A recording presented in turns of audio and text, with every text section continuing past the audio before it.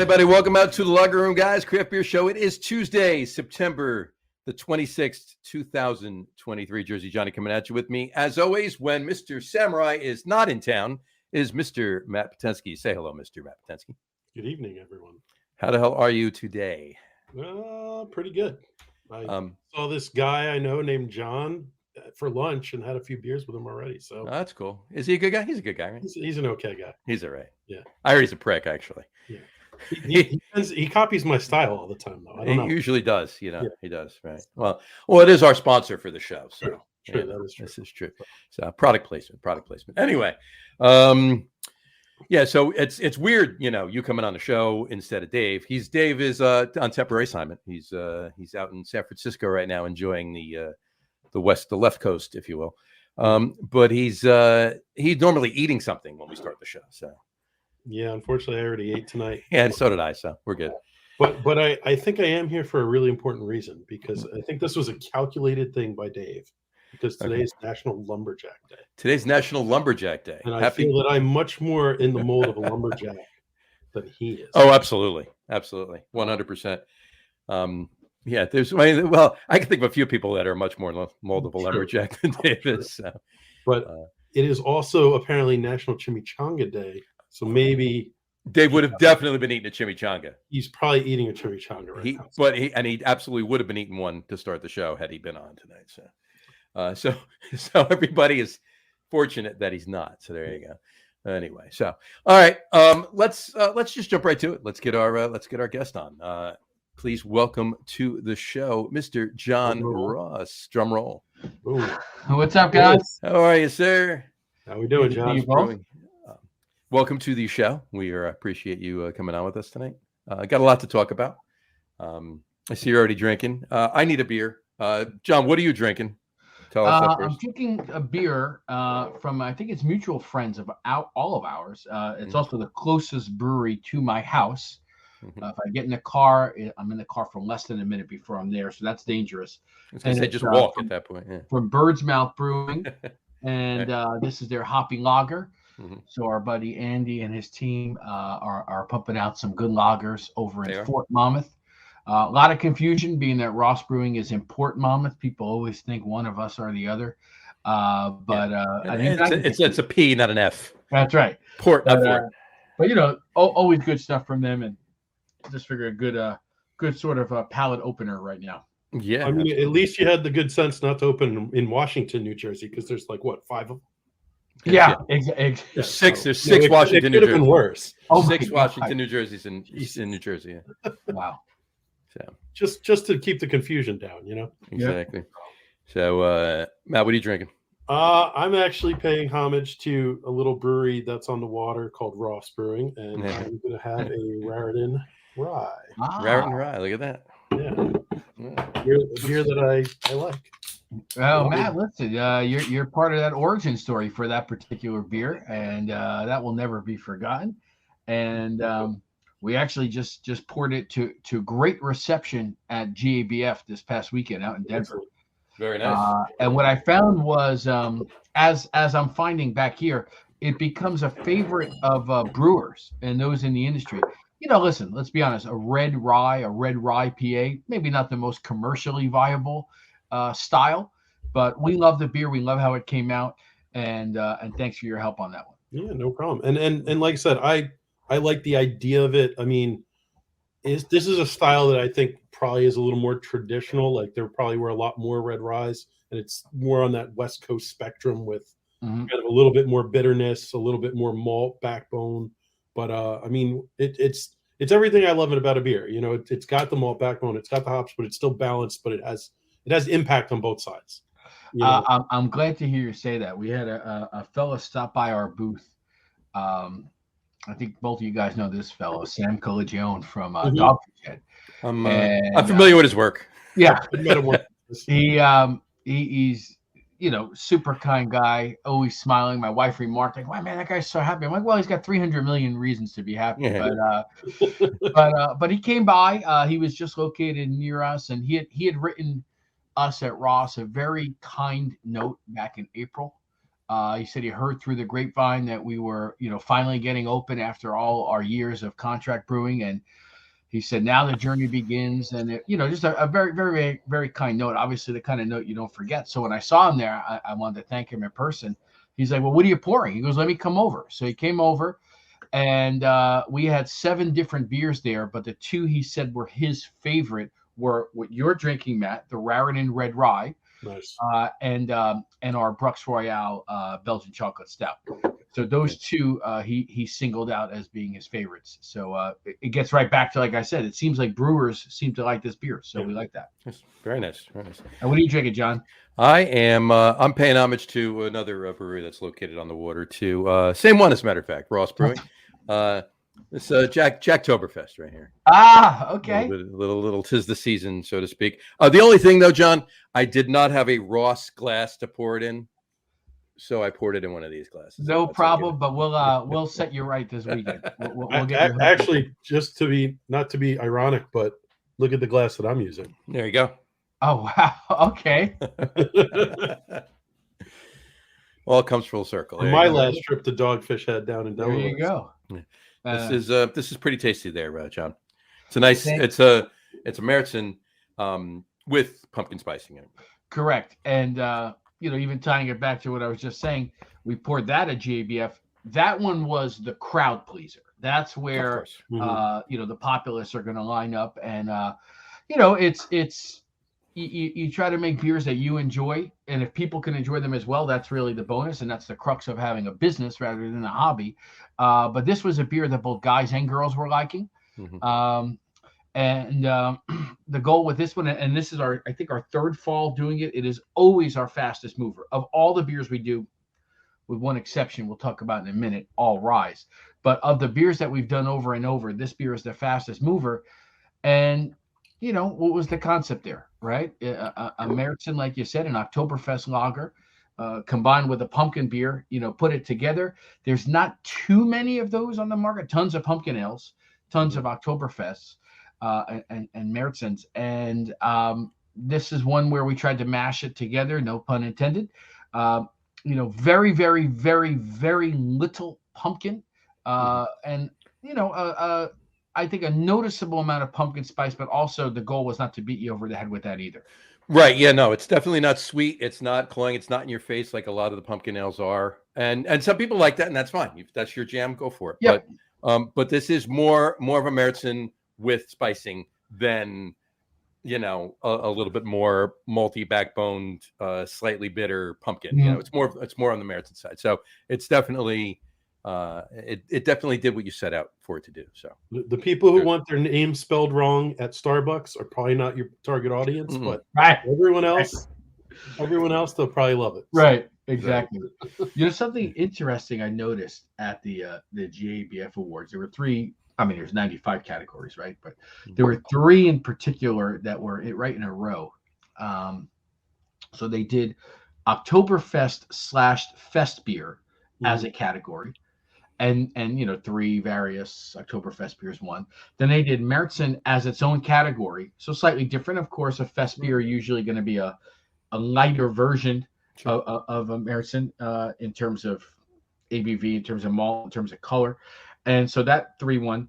And then the category I was interested in, which was the Vienna Lager category, because we have entered our own Shrewsbury Lager into that category, and all 3 winners were also Oktoberfest beers. So it's somebody or a lot of people, reading the rules, reading the category specifications, and saying, well, you know what? According to everything I'm reading here for this Vienna Lager, our Oktoberfest qualifies. We're going to submit it, and all 3 that won were Oktoberfest. So not that they're not necessarily Vienna lagers, but not what I was expecting. Right. Not the result I was hoping for either. I mean, it's interesting because, when I used to do some beer judging and when we'd have a lot of the homebrew contests in the state, and and even on the professional side, I tell people you may design a beer a certain way, but when you taste it, if it doesn't come out to be that style of beer, name it something else. Or put it where it's if you call something a Pilsner and it's basically completely opaque, they're going to crucify you for it. So, Right. call it a Keller beer. Yep. Like it's you got to be smart about things. And, Mhm. I've had things where I've seen beer contests where, someone's like, yeah, I designed this beer to be this style, but it came out completely different. Now it's a Australian sparkling ale, and they put it in, and everyone's like, this is the exact definition of an Australian sparkling ale. And you're like, okay. And it did really well, but it would have done terribly. I've also had people put beers into categories that they thought it was, and you're like, this doesn't taste like that though. Like, Right. it tastes like something else, and put it in a different category. You want to know what's funny? Yeah. One of the other brewers that was there, this particular brewery, he's worked for, I think, 10 breweries in his life. So he's a little bit older gentleman. He's got some experience. And I know some younger gentlemen that work for 10 breweries already. That's So true. But he personally, has racked up over these different breweries 9 GABF medals Nice. across gold, silver, and bronze. But he confessed something to me. He said a couple of years back, he read the definition of Keller beer that you mentioned that. And he said he looked through it and he just couldn't find anything in the category specifications that indicated it needed to be a lager, like a Zwickel. Yeah. And so it just had to be unfiltered and such. And so do you know that he submitted his IPA into the category and won? And he said as a result of that, they did rewrite the category specification. That's pretty good. I like that. If it tastes like what it's supposed to taste like. Yeah, because I mean, normally a Keller beer is a Zwickel. It's not, it's not an IPA. It's not. Yeah, it shouldn't be. No, yeah. I mean, it's a little, I mean, an unfiltered Pilsner can be it too. So judging homebrew contests is a little more interesting because you have something. You're like, all right, I'm going to taste like 5 porters, and one of them, you're like, holy shit, that is not a porter. No, what the hell is this beer? Like, and it's just.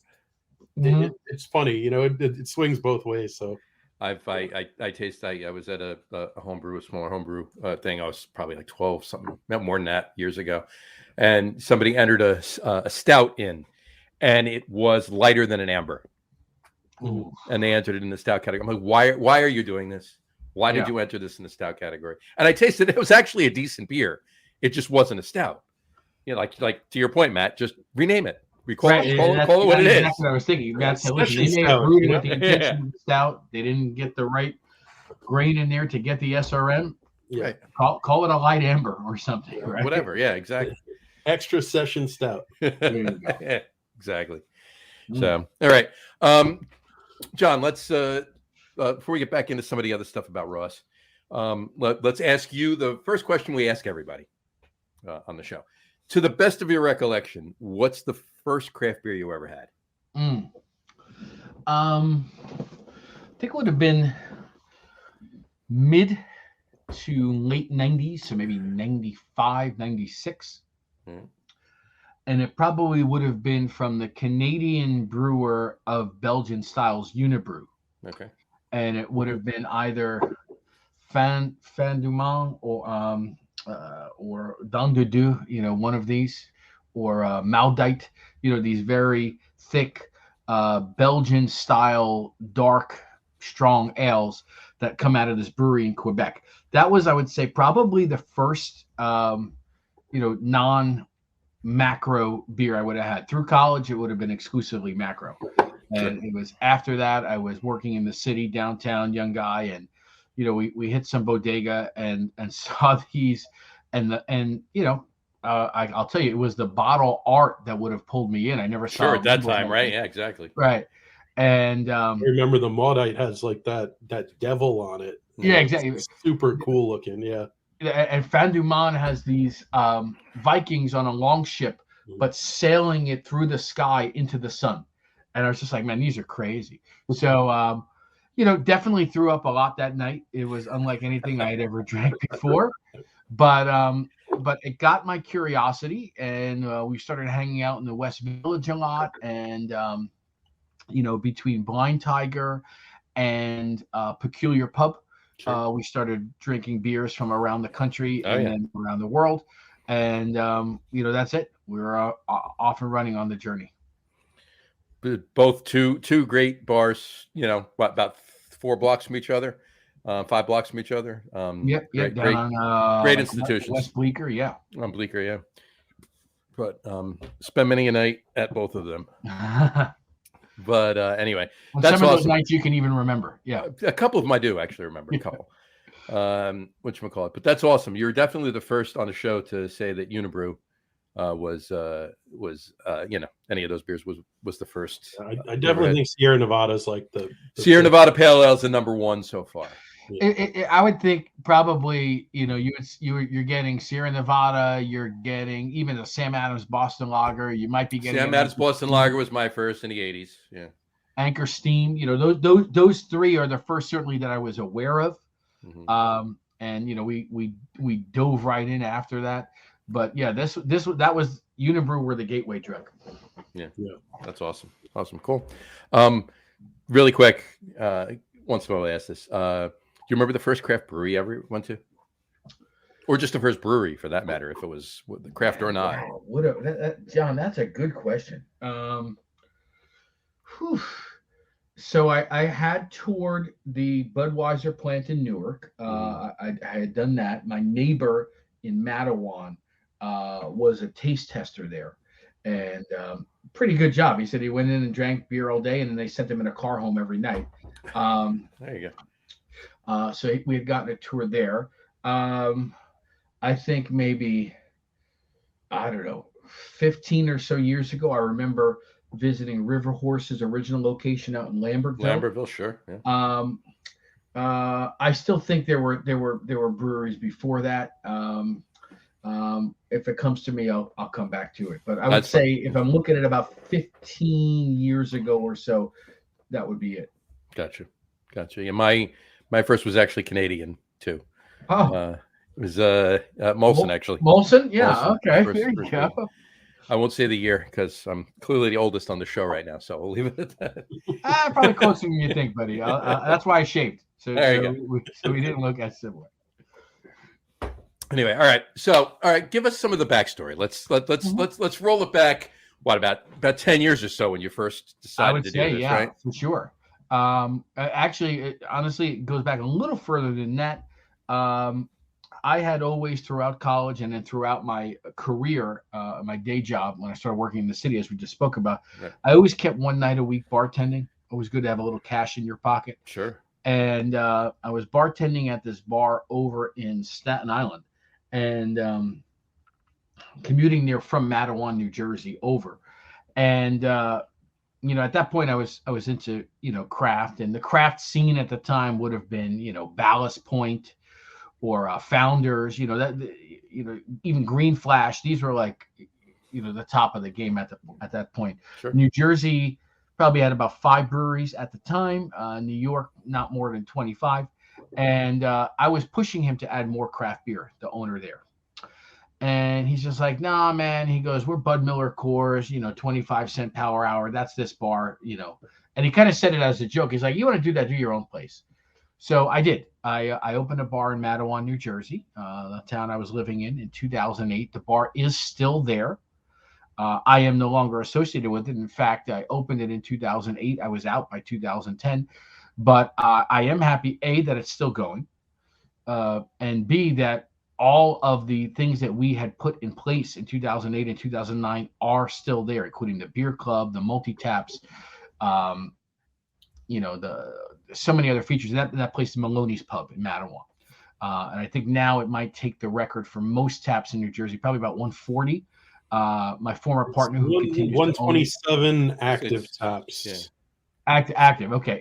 Even so, I remember at the time when I was there, we were up to 72, and we were pushing against Firewaters in the Trop because they had 101. Mm-hmm. So after I left, it looks like they were able to eclipse that. And the concept there was simple. I wanted to do a low-key craft beer bar disguised as an Irish pub, so we can get the public to come in a setting they're familiar with. I wanted to do no Bud Miller Coors Corona. That I was a little bit outvoted, and so that's part of the reason I left. So I opened my own place in 2009, very next year. Back over the bridge in Staten Island, there's a big thoroughfare called Forest Avenue. It is the country's 3rd biggest St. Patrick's Day parade. Okay, the first, of course, is New York City, Fifth Avenue. Mhm. The second's Savannah, Georgia. Mhm. Who knew? And the third is Staten Island, New York. Pearl Chicago, River's up there too. Pearl River's up there. big Chicago, Amazing though, Boston. considering you got Chicago, Boston, and Boston, and Pearl Chicago, River. I like, think is that. Yeah. yeah. But Staten I'm Island. saying this 3 of the neighborhood- top 10 are in the state of New York. Is my point. I'm sure.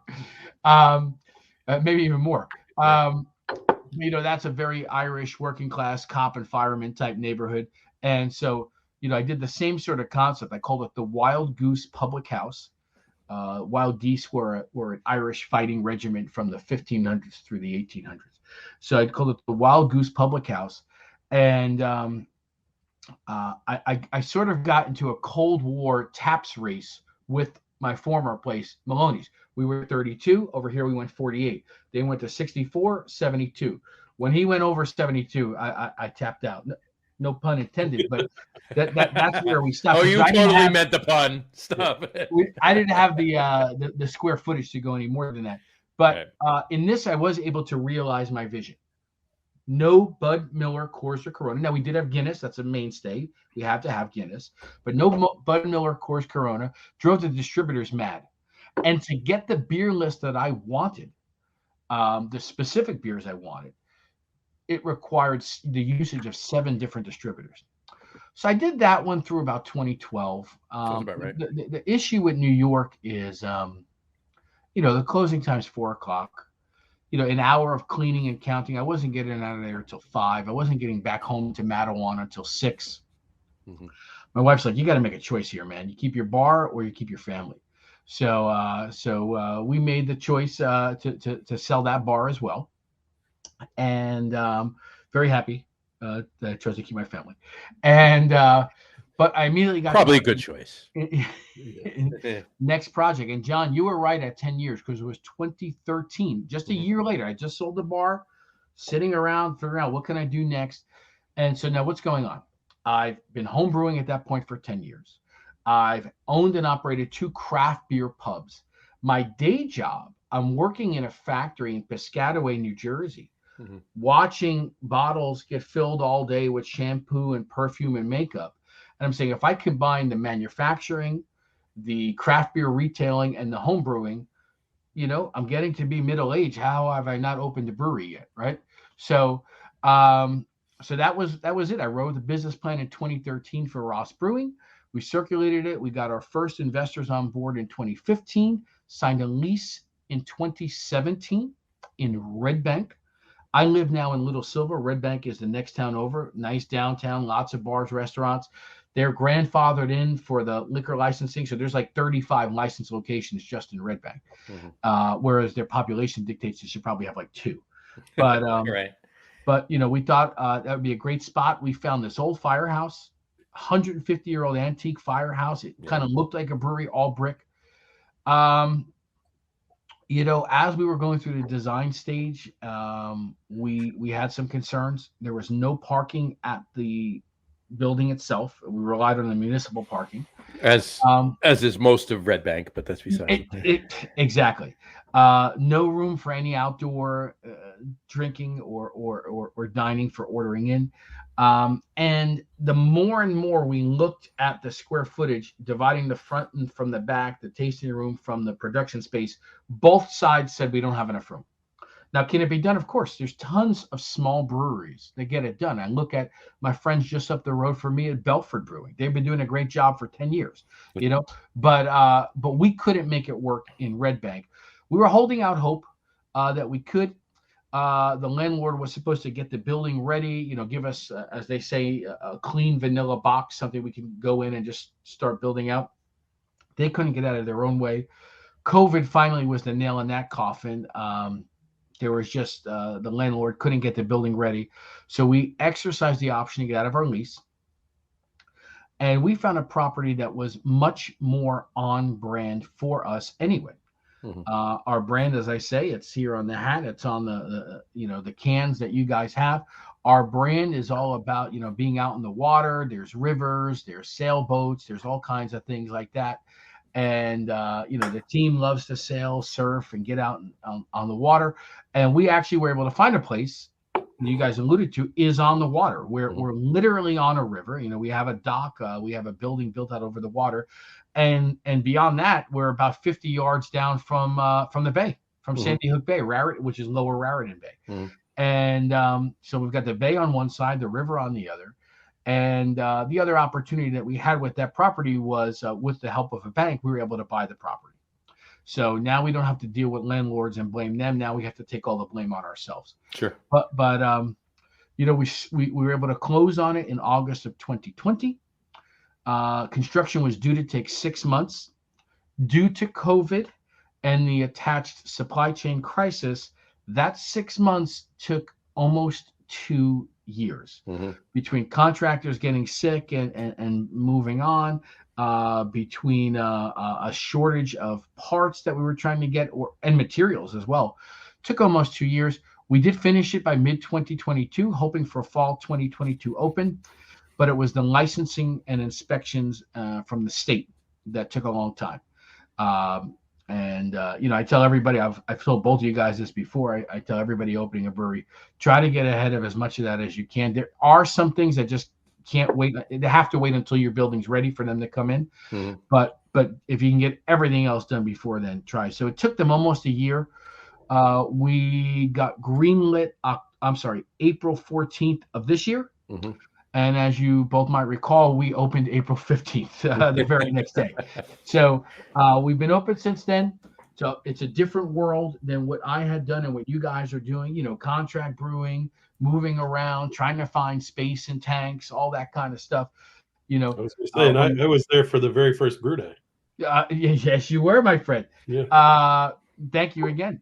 But, when you're contract brewing, contract distributing, contract cold storing, not a lot of margin points left to make a living in this business. Zero. So, yeah, it's 0 to negative, I would say. 0 to negative, yeah. If you break even, you're doing good. Yeah, exactly. And I mean, when the plan is to open a physical space, in some ways, you're elaborately doing advertising is what you're doing, but you're 100%. doing it with liquid. It's a multi-year marketing exercise because our industry, right? I mean, like, there's not that many TV ads, radio ads, newspaper ads. The advertising is the can space on the shelf in the stores. So, or that tap handle, in the bars and restaurants. Sure. So that's what this is, right? It's a marketing expense. But now that we're finally open, and we are, frankly, you mentioned we are New Jersey's only waterfront brewery. We've got 2 beer gardens on the water.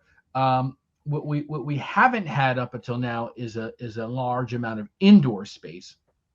But looking ahead to this weekend with Rosstoberfest, we're going to be opening some of the indoor spaces that have not previously been. So we have that second building on the property, and it's before we get too excited, it's not fully operational. Like the Death Star, the bar isn't in there, the cold box isn't in there. But we did do is clean it up, clean it out, get it ready, put some lights, so it'll be available for seating, for indoor seating, and it could probably seat about 75 in there. Nice. So compared to our current indoor capacity of 8. It's a little bit more. Yeah, that would be more, wouldn't it? Just a little more. Yeah. I'm jumping on to my second beer, Matt. I'm ready.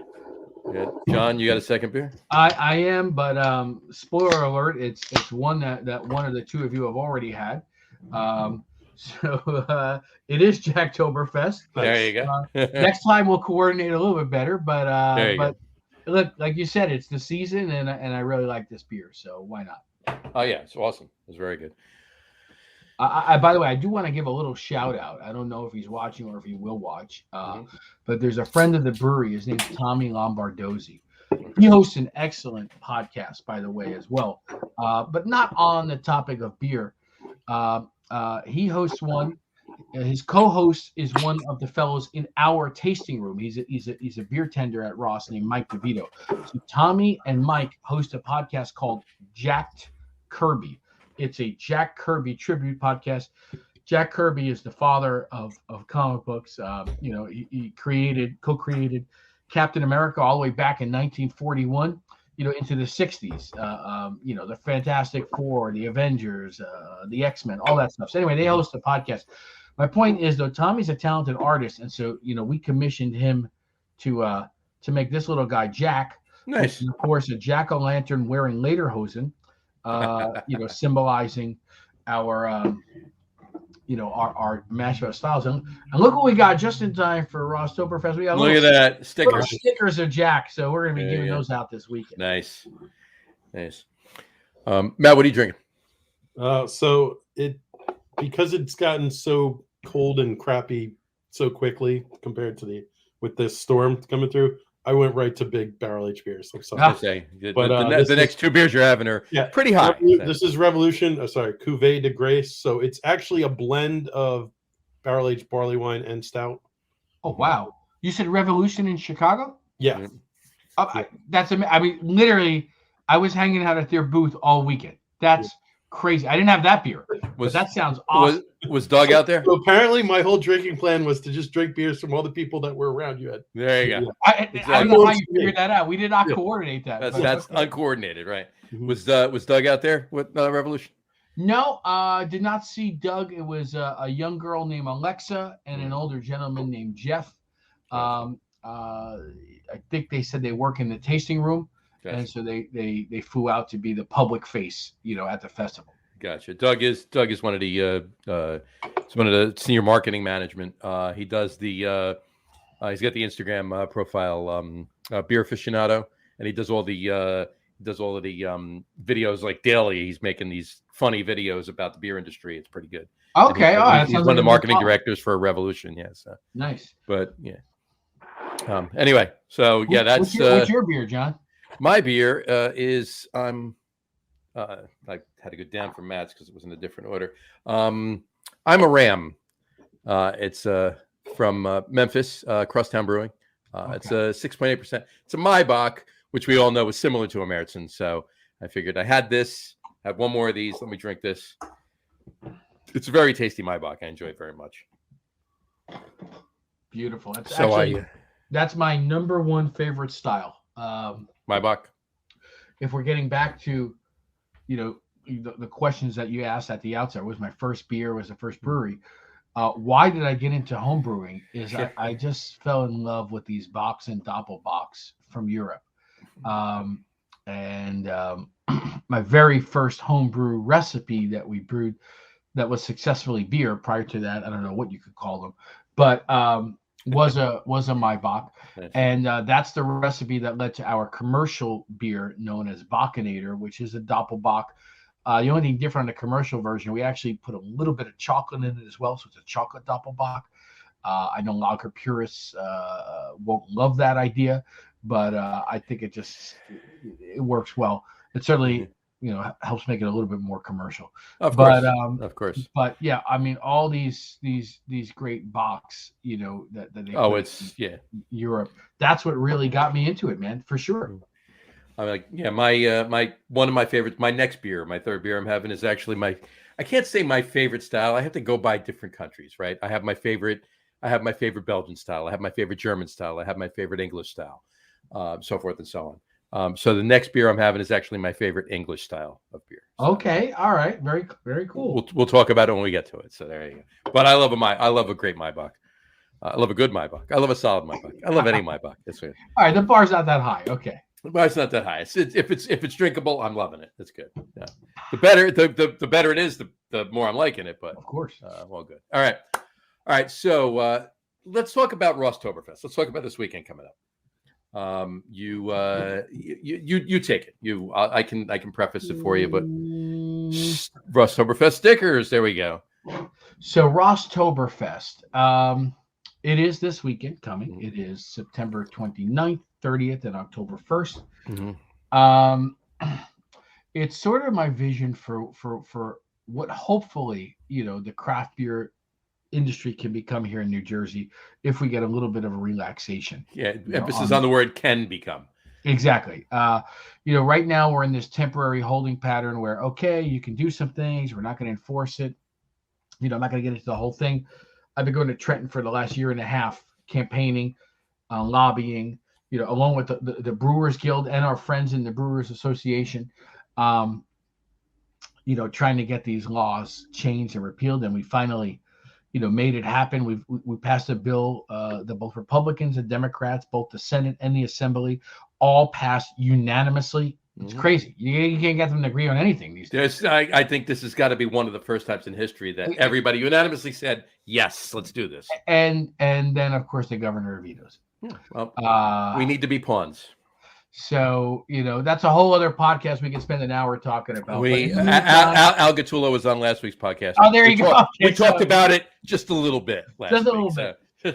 That's so funny you mentioned about I think 3-4 weeks ago, I was on Al's for a session on Rosstoberfest, and on the break, he's like, "Hey, can you stay for a second session? I want to talk New Jersey beer rolls." I said, "Let's do it, brother." Roll up the sleeves. Yep. In any event, because theoretically they're not enforcing it right now under this temporary stay, we thought we'd put Rosstoberfest together. And so, what's the concept, right? An Oktoberfest for sure. So all 3 days there'll be German food. We're not limited just to German food, by the way. It is German food, but we've also got some other food trucks, some different vendors, a pop-up pizza guy, a hibachi truck, cinnamon buns, of course, pretzels. We need those Bavarian pretzels. So all kinds of food, music. Now, we do have a German Oompa band on Saturday. I'm very, very much looking forward to it. They're called the Esteemed Trio. I've seen them before. They're amazing. But in addition to that, we've got like big musical acts. Friday night, there's a duo. Half of them are from New Jersey and the other half's from Virginia. And they're called the Disco Fries. And they're huge in electronic music, DJ, house. I wouldn't say techno, but so they're coming for a live set. He said their previous set they played in Tokyo to a stadium of 80,000 people. Really? So they're going to play to 80 people at Ross Brewing. Hopefully, they understand what they're getting into here. But they like the idea that it's like on the water and this whole thing. So, we got them. That was a coup. Saturday, number of great acts. There's 3 acts every day.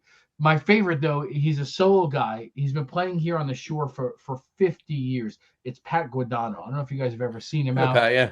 Sure. Yeah, he plays barefoot in the Bermuda shorts. He's jammed with everybody from Springsteen to Southside Johnny, and just everybody. And so he's awesome. But we've got some more good acts there as well. And then Sunday, more good acts, but our closer is Brian Kirk and the Jerks. And he's just so good, his team, and they can do anything. They can do Springsteen, they can do anything. And so anyway, that's the music. So we've got music all 3 days. We've got food all 3 days, contests all 3 days. But each day also features 1 or 2 unique things. So Friday, for example, we're having our friend Kevin Smith, the movie director, come. We've done a number of beers collaboration with him. We do the Quick Stop Stout, the Secret Stash Lager, the Smod Castle IPA. So kind of highlighting all of his iconic Monmouth County locations. Sure. And so he's coming in. And so anyone that buys a 4-pack, he's going to sign the cans, take some pictures, that whole thing. It's also, and this is what I'm excited about, is our homebrew pavilion. So what is the homebrew pavilion? Well, over the course of the weekend, we're going to have a homebrew contest. So the homebrewers are going to come on Friday. We're going to gather those beers. I'm going to be judging them. Either of you guys are there on Saturday. Hopefully both are. You're going to get, strong-armed into judging with me. Matt, I already know from your earlier thing that you've got plenty. We'll both be there. So perfect. So, we'll do some judging off-site, come back and I'll present the winners on Sunday. But for Friday, what I wanted is an opportunity for all the homebrewers to get together, right? Yes. We all started homebrewing. So let's get an opportunity for the homebrewers to get together. A couple of the pro brewers are going to be there Friday as well. A couple can't make it Saturday, so they're going to come Friday night instead. And so, it'll just be a place to just talk beer, life, the universe, and everything. Sure. And so just fun stuff. And, we all remember where we started, and the winner of the contest, in addition to a cash prize, as has become the tradition here in the state, will offer to brew their beer if they wish commercially. and I'm excited. We've got a couple of dozen entries, and I'm looking forward to tasting some beers. And who knows what style they'll be classified, Matt? I don't know, but we'll take a look at it. That's the Friday. Saturday, of course, is the centerpiece. Mhm. Saturday is our own little mini beer festival. We were able to collaborate with 12 amazing breweries, most of which here in the state, a few from out of state. Coastal Brewworks being one of them, and we're just excited what we put together. If you'll excuse me, I'm gonna have to read this portion because it's quite an exciting lineup. Exactly. Okay, so here's what we've got.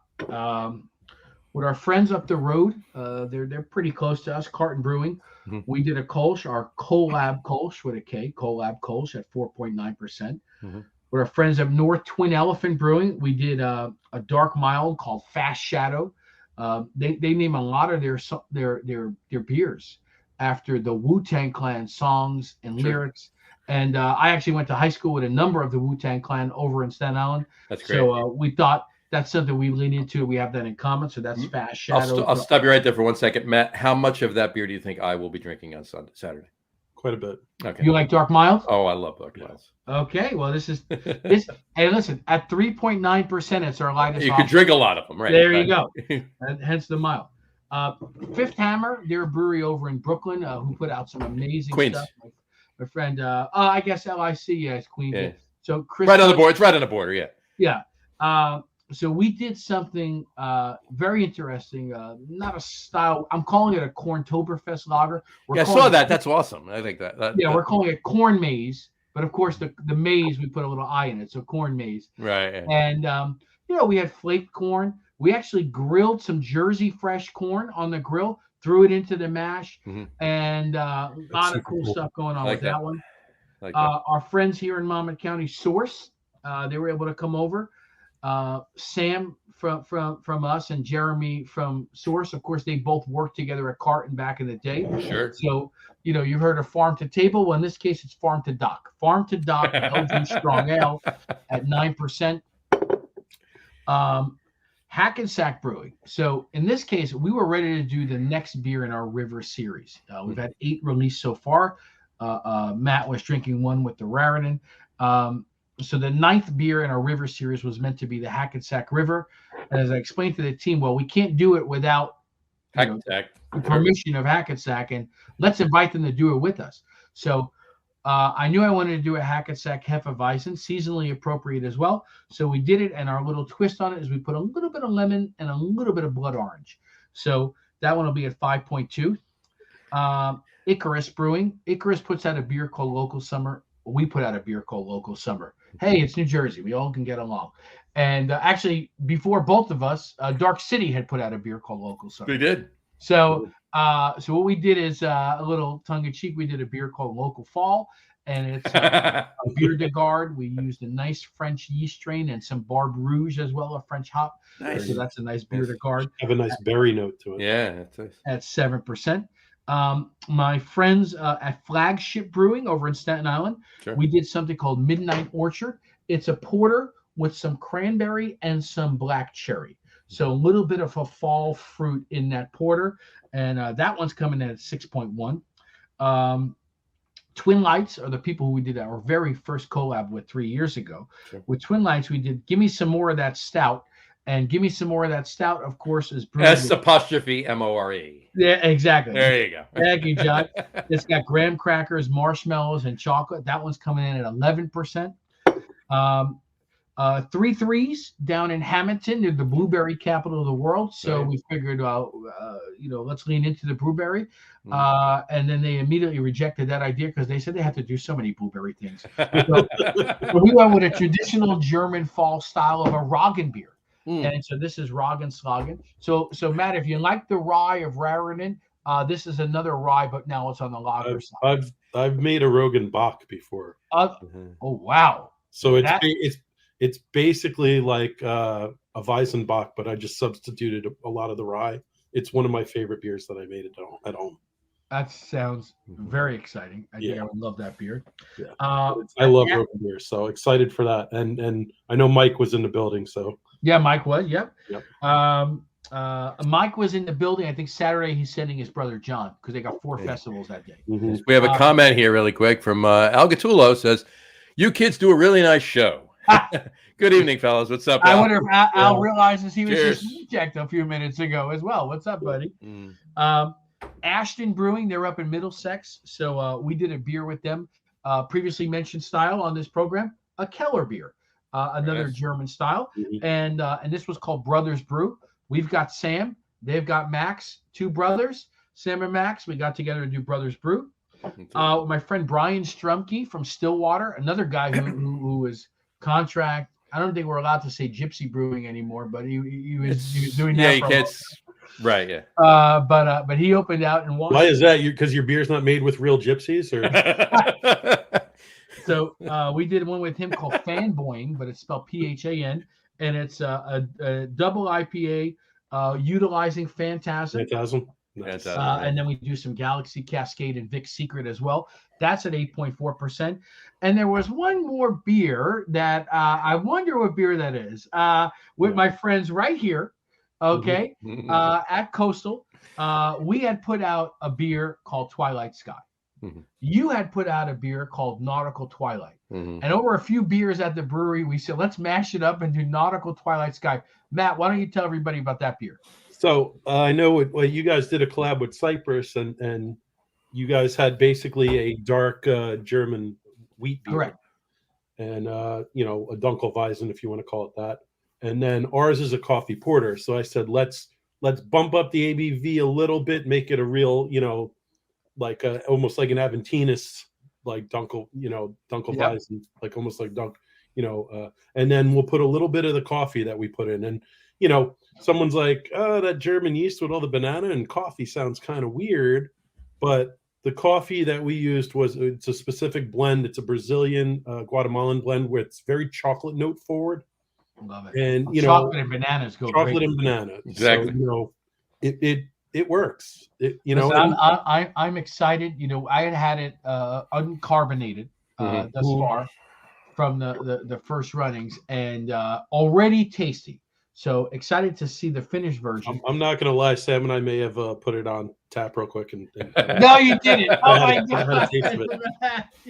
Yeah, he pissed me off too, John. Don't worry about it. All right. So listen, we'll have to wait till Saturday, John. Exactly.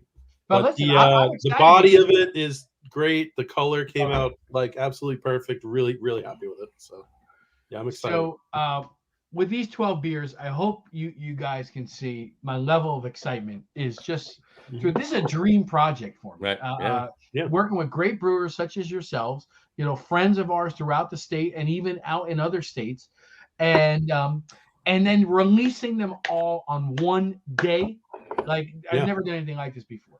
So so I think we're on the topic because John, you had asked about Rosstoberfest. So we're running it like a little beer festival, little admission fee. You get 10 drink tickets. Each ticket's good for a sample size. We give everyone a glass as well, a little sample glass, just like a beer fest.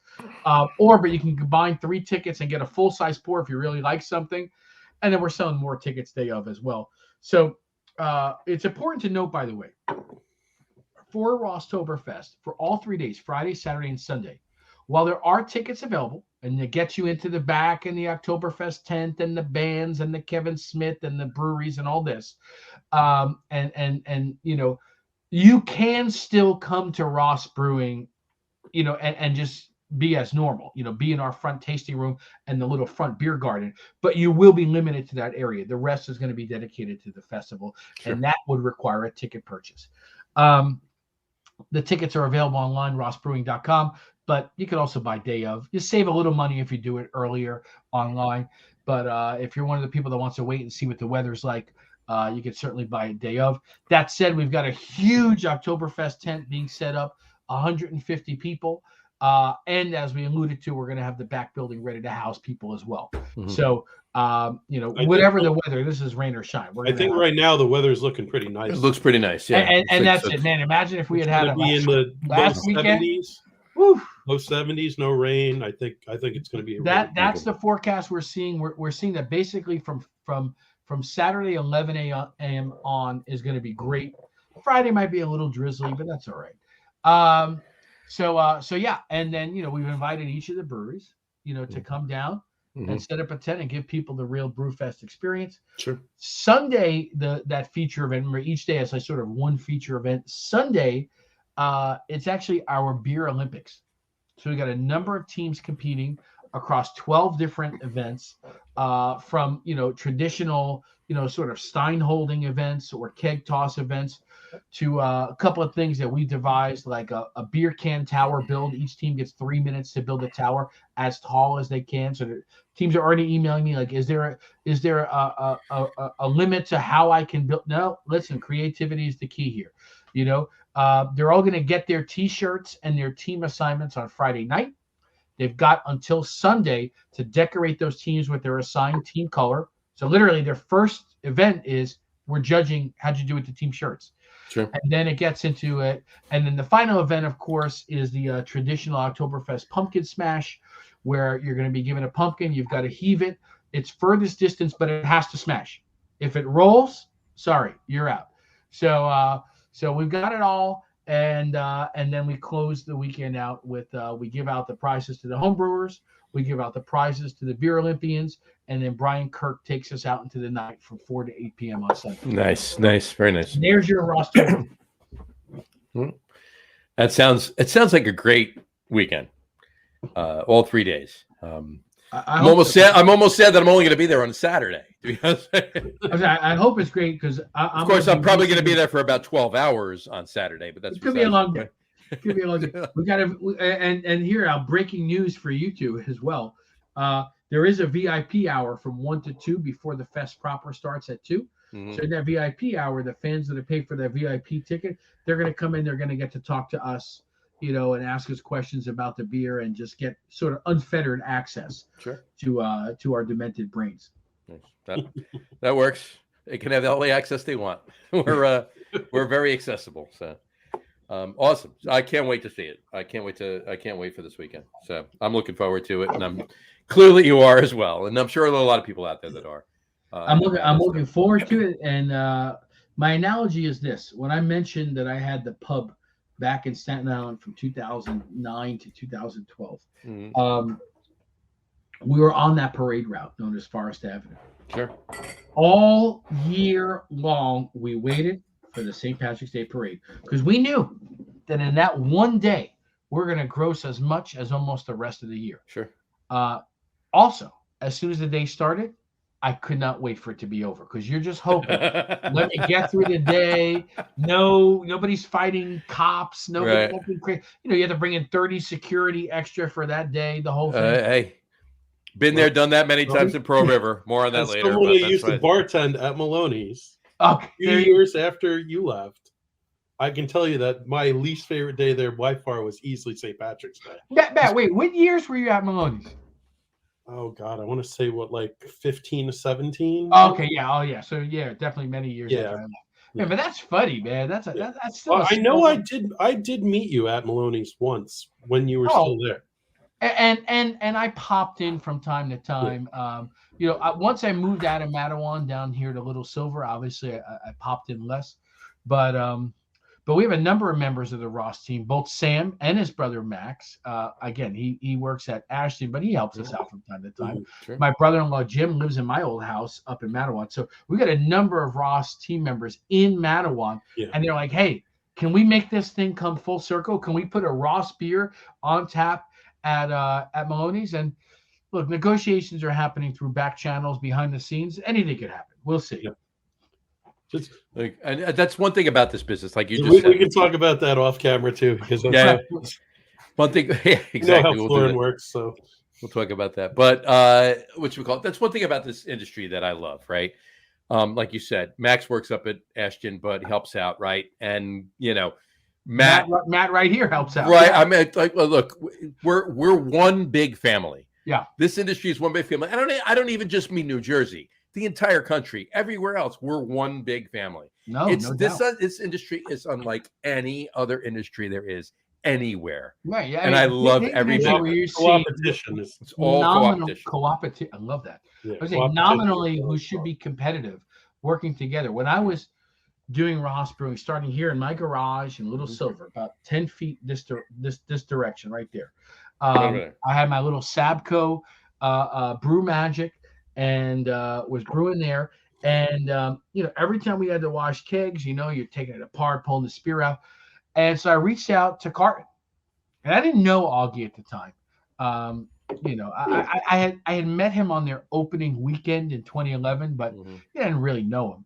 But I said, hey, listen, full disclosure, we're going to be opening a place in Red Bank, because at the time that's where we thought we were opening, Red Bank.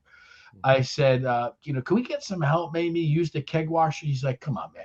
He said, you got to ask. He goes, come on over. Use the keg washer. Sure. And matter of fact, before we called that our collab Kolsch, almost was going to be called, sure, you can borrow the keg washer again.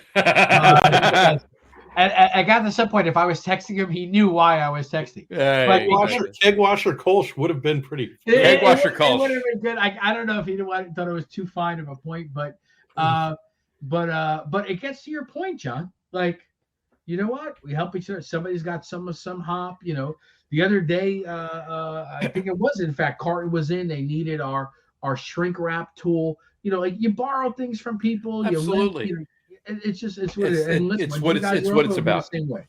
It's what it's about. It's what it's about. Yeah. And we, like I say this all the time, like the analogy I use for people that don't understand it, really get it, right, is that, like, if you own a pizzeria and you've owned a pizzeria for like 5 years, 10 years, whatever, on one side of the street, and then across the street, somebody comes in, they're going to open another pizzeria.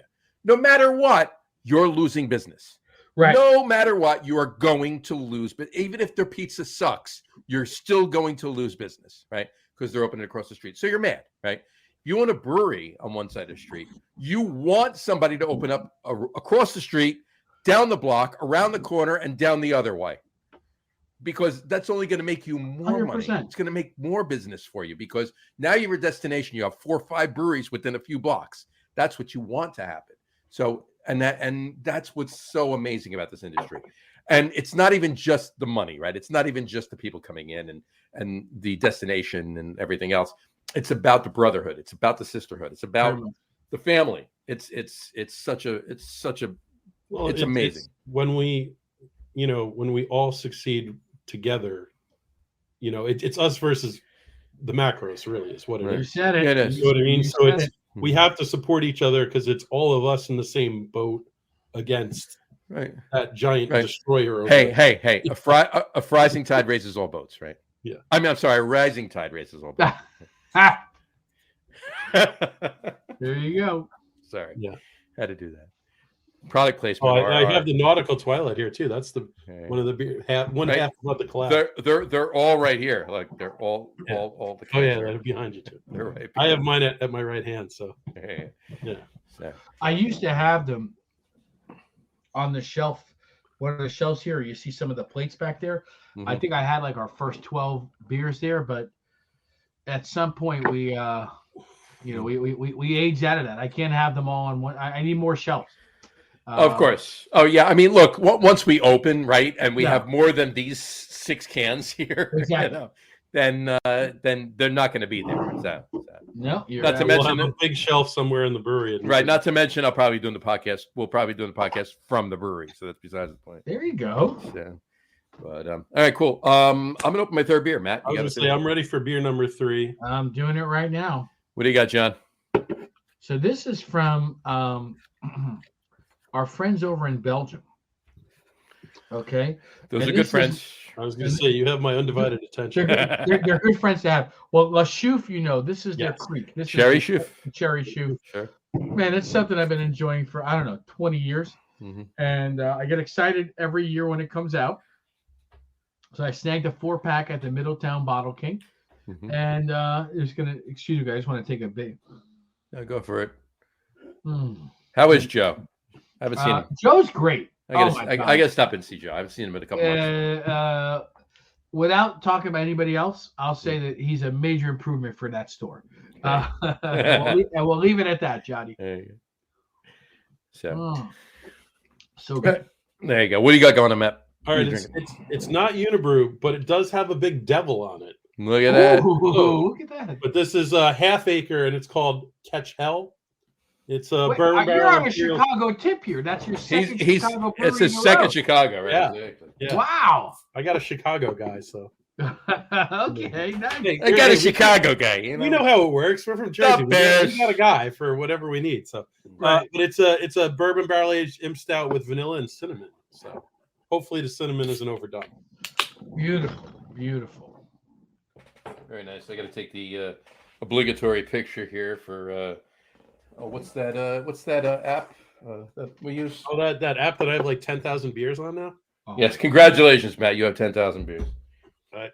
What's weird is that Can you- I have half the amount of check-ins he does, unique check-ins he does, but I've been on Untapped 4 years longer than him. But this besides. Well, that tells you something about Matt's drinking habits, perhaps. All right, so my Called market research. there you go. You can see market research. There you go. So my third beer is, we talked about it before, it's my favorite English style. All right, and English barley wines are a super, super, super close second, but this is definitely my favorite English style right here, and it's one of my favorites too. North Coast Old Stock Ale. It's an old ale. So North Right there. Coast. But it's 2023, so it's not that old. it's not that old. So, cheers. Cheers, guys. For the season, And- Prost. And Prost. very much looking There you forward go. to Very nice. this weekend. So Absolutely. Oh, that's such a good. Oh, that's such a We're good. gonna be beer. drinking a lot of good beer this week. We're gonna be drinking a lot of good beer this weekend. Exactly. All right. All right. So before we'll wrap up things, and we'll talk a little bit more about Rosstoberfest and Ross Brewing and everything to wrap things up. But with these beers now that we poured, let's move on to our top 3 list that we're doing. Oh, For the top day. 3. So- Okay. Our top 3 list for the week, and I'll tell you, John, and people that are longtime watchers or listeners on the audio portion of the podcast, we do a top 3 list. Why do we do a top 3 list? We do a top 3 list. Well, the main reason was we pay homage to the repeal of prohibition, 1933, right? 333. So it's a top 3 list, and also if we did a top 10 list, it would take way too long. yeah, we'd be here for all night. So We'd be here all night. So. three is fine. 3 is fine because 3, especially with Dave, he usually gets 4 or 5 or 6 Yeah, he is. out of his top 3. He's got several honorable There's mentions. like honorable mentions in there and all kinds of stuff, and you're like, dude, just get on with it. There you go. Well, no, that's the sports podcast. You don't want to go there. Anyway, all right. So tonight's top 3 list is top 3 favorite beers from breweries located on water. Breweries located on water, and we always right. We also have the stipulation, not New Jersey. So we're staying away from New Jersey. This is tough. Right. There's a beer I liked from Ship Bottom down in LBI. Sure. And they're a block from the water, but Well, I mean, look, they don't have to be they don't well- have to be right on the water. If they're a block or 2 from the water, they're on the water. It's fine. Okay, well, I got to get creative here. Well, who's going first? Usually, you go first. If you'd like, one of If us. you'd like can some go time, I'll go first. Matt, please go first. Okay, I'll go first. So I'm going to start with a simple one, and it's actually Long Trail Double Bag. Long Trail Brewery is on the Ottaquechee River, which Wow. don't I did think not that's know the that. exact way to how to pronounce that. I'm sure I just slaughtered that, but first. Ottaquechee sounds about right. yeah, but I do remember, my very first trip ever up to Vermont. I do remember going to Long Trail, and I remember I was with 2 of my good buddies. We had bought a bunch of my homebrew up. We had rented a house. We started the fire. We went to Long Trail, and I just remember sitting outside on a picnic table, and you're right next to this little river, and the water's just cascading over all the rocks. You got that tinkling sound of water, and it's just beautiful. And you're right there in the middle of the Green Mountains, because you're not too far from Killington and all that. So I mean, it's a beautiful place to be, and the water was a big part of the experience of being there. Now I want to go there. I carry Long Trail at both of my bars, both at Maloney's and at the Wild Goose. Long Trail makes amazing beers. Yeah. And I mean, like two the of my Long Trail. favorite fall beers. One now, one a little bit later in the fall. Long Trail, Harvest Ale. They're maple. It's a maple brown. And Matt knows I'm a huge brown ale guy. They're Harvest Ale, but they're Hibernator too. In December. And it was, to me, it actually was interesting you mentioned that, because I love Double Bag though. Double Bag's a great beer. It's kind of like I could have picked either one, Double Bag or Hibernator, but I went with Double Bag because it's like a 7% alt beer, like almost like an imperial alt beer, and it's a style that is it's just not seen that much. Right. So it's a unique beer, and it's delicious, and I love it. I had a Long Trail Connect. I had a guy here in town, one of my neighbors in Little Silver. He was the Long Trail rep for New Jersey. Nice. He used to give me great stuff. Hibernator in particular, because Hibernator's fantastic. Sure. And he left. You're a Bach guy, so of course. Yeah, exactly. That's what I'm saying, man. But he went to Cape May, so that's great. I'm happy for him. And Cape May puts out some very nice stuff. But I now I lost my Long Trail Connect. Right. So I gotta find it and buy it like everybody else. So good pick, Matt. Okay. Yeah. My second one is very simple, but it's from some good friends of ours. It's just the Tavern Ale, which is an extra special bitter from Strong Rope.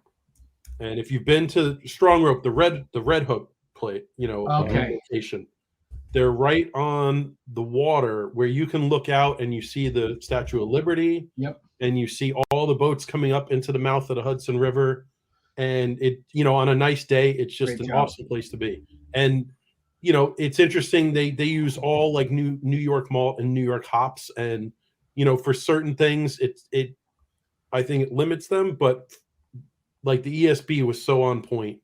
And it was interesting because it's English style beer made with New York ingredients. And it was a nice execution. Nice concept. Yeah. I don't know if you could see, but there's the two of us and the Statue of Liberty is in the background. If you can see. Wow, that's pretty crazy. That's from outside. God, you had that ready to go. You knew where Matt was. No, I just pulled it right up. No. I just pulled it. I knew where it was. He keeps it in his favorites, Matt. Yeah. He likes it. No. You know what I do? Actually, I go right to the location. Right. I just zoom in right on the location. I knew where I took the picture, so it was right there. Oh, nice. Okay. And then for number one, I gotta go. I got to go to Ballast Point. And if you've ever been to the Long Beach location, sat outside that in California, Long Beach, you sit outside on the little deck and like you're on the Pacific Ocean and you can see out, it's just fantastic. So for that, I got to go with a Victory at Sea variant, which is Victory at Sea's their Imperial porter with coffee and vanilla. 100%. The Heaven Hill barrel aged Victory at Sea was one of the best ones I've had. So that's my favorite beer from a brewery on the water. I had occasion to get out to Ballast Point. I've been to the San Diego location a couple of times, never Long Beach. This is a true story that I'll reveal. I don't think this is necessarily public knowledge, although I've mentioned it before. Our flagship beer at Ross is our Navesink IPA. It's named after the river that runs right here between Little Silver and Red Bank, and just south of the brewery in Middletown. And our Navesink IPA is not a hazy or New England IPA. It is a West Coast IPA, and it started by me homebrewing out in the garage and trying to deconstruct Ballast Point's sculpin. That's what I was trying to do there.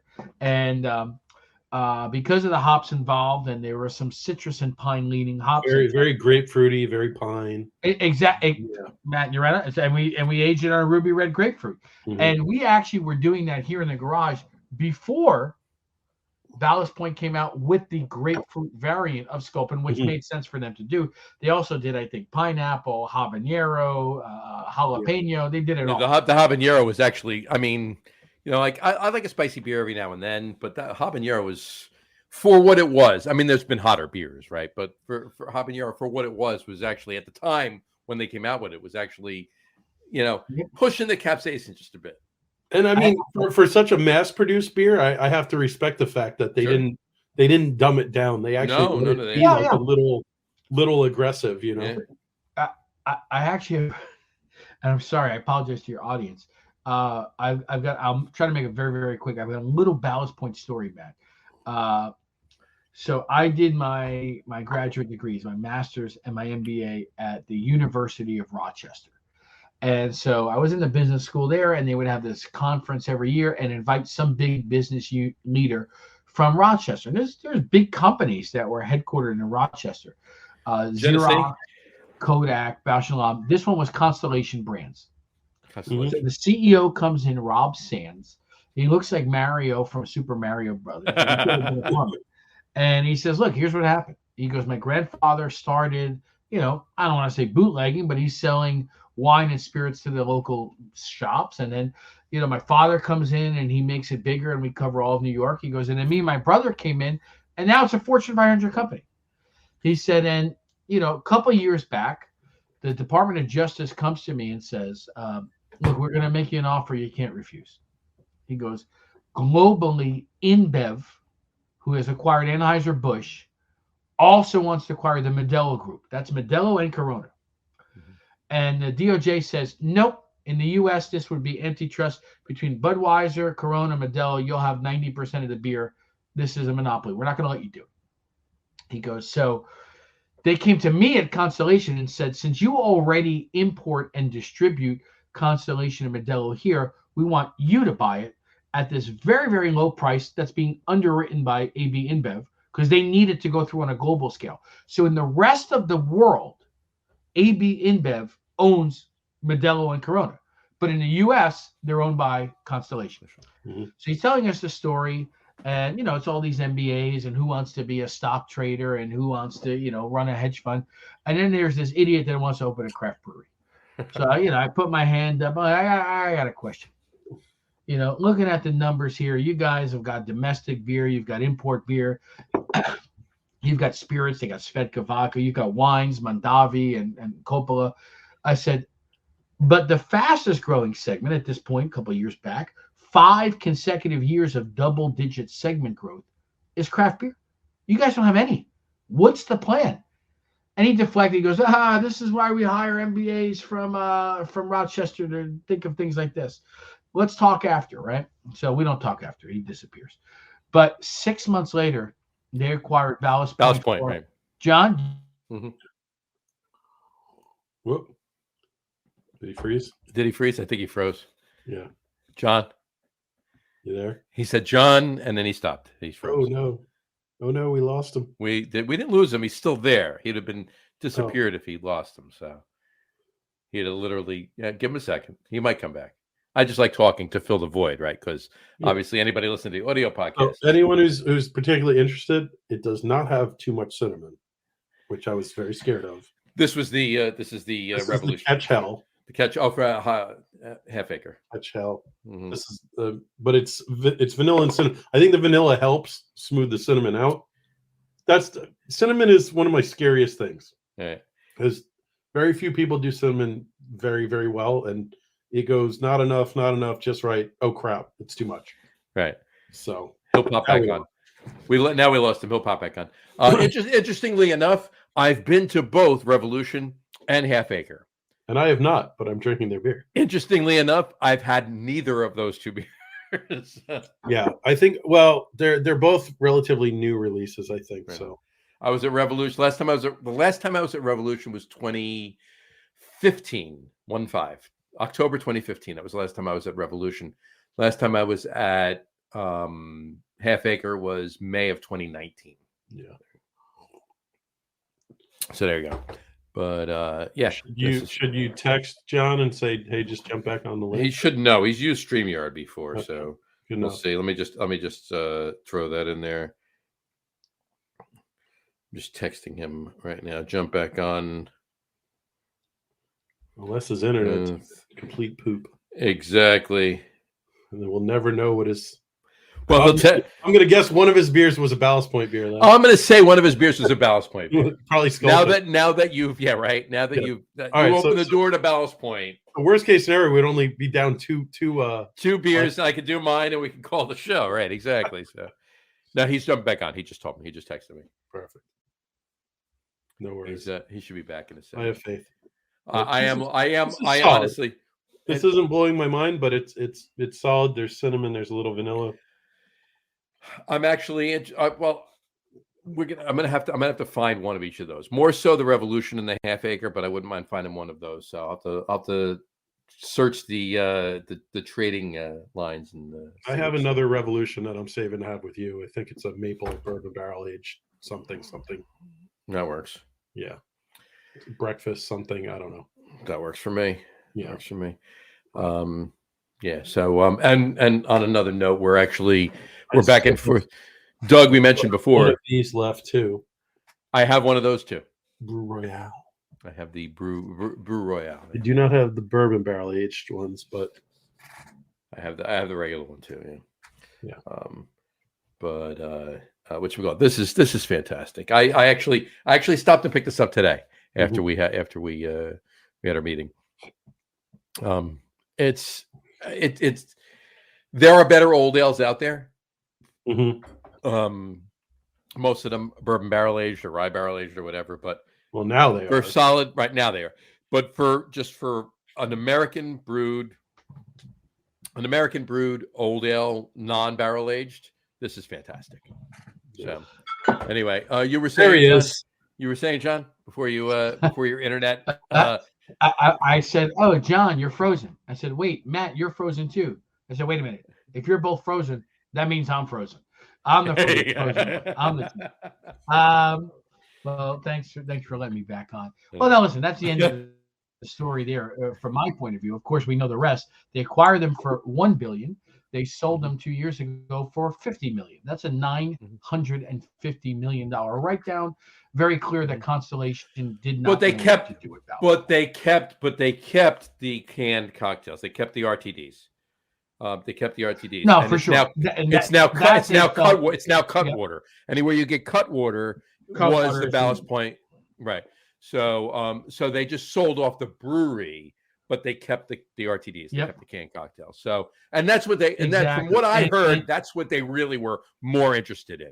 They weren't 100% interested in the brewery. They needed to acquire the brewery in order to get the RTDs, in order to get the canned cocktails. RTDs ready to drink. I mean, that was a very, very expensive. It's a lot of money to just get one brand out there. Exactly. You know who bought it for $50 million? You know who bought it? A brewery no bigger than Coastal or Ross. In Kings and Convicts. A little Chicago brewery. That's going to be Matt's next beer. Another Chicago brewery. But all right, now John, if you were in the middle of your three, by all means, go ahead. I did not. I was not in the middle of my three. We were waiting for you. Okay. So we were saying that I'll do them. So. We're going to assume that Sculpin is one of your three, then. Not again. Not again. No. Come You're on. here. We got you. We got you. We got you. You got you. You're not frozen. We can hear you. He's moving a little slow, but he might not hear us, but we hear him. Oh. That's the problem. So we can hear you. I'll text him really quick and let him know we can hear you. We can hear you. There you go. We can hear you. There he goes. Hold on. There he goes. Now he's going. That's funny. I texted him to say we can hear you, and he's out.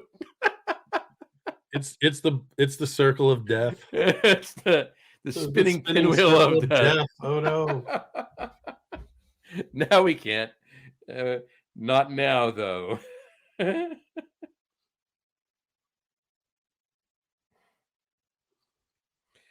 Oh boy. Here, jump off. We're having some technical difficulties for those just listening at home. Back. Who aren't watching the show. Yeah. So there we go. What we call it? It's not us. It's all the guests' internet. So we blame it on him. It's the interwebs. It's the interwebs. All right, I'm going to do my top threes. Here we go. Okay. First of all, I will pay homage to Matt in an honorable mention, and I'm also paying homage to Dave by doing an honorable mention. Okay. Strong Rope, Right on the Water, the Tavern Ale ESB. Here he is, right back. There you go. All right. Listen, guys, I changed from Edge to Chrome. Maybe that my mistake was going Edge in the first place. I don't know. That might be. Well, Chrome is the best one for StreamYard. So Okay, I should have There done you that go. from the beginning. My bad. There you go. I'll give you my three. Yeah, Bill Gates. All right, do your three. Do your three. So there's a brewery in Boynton Beach, Florida.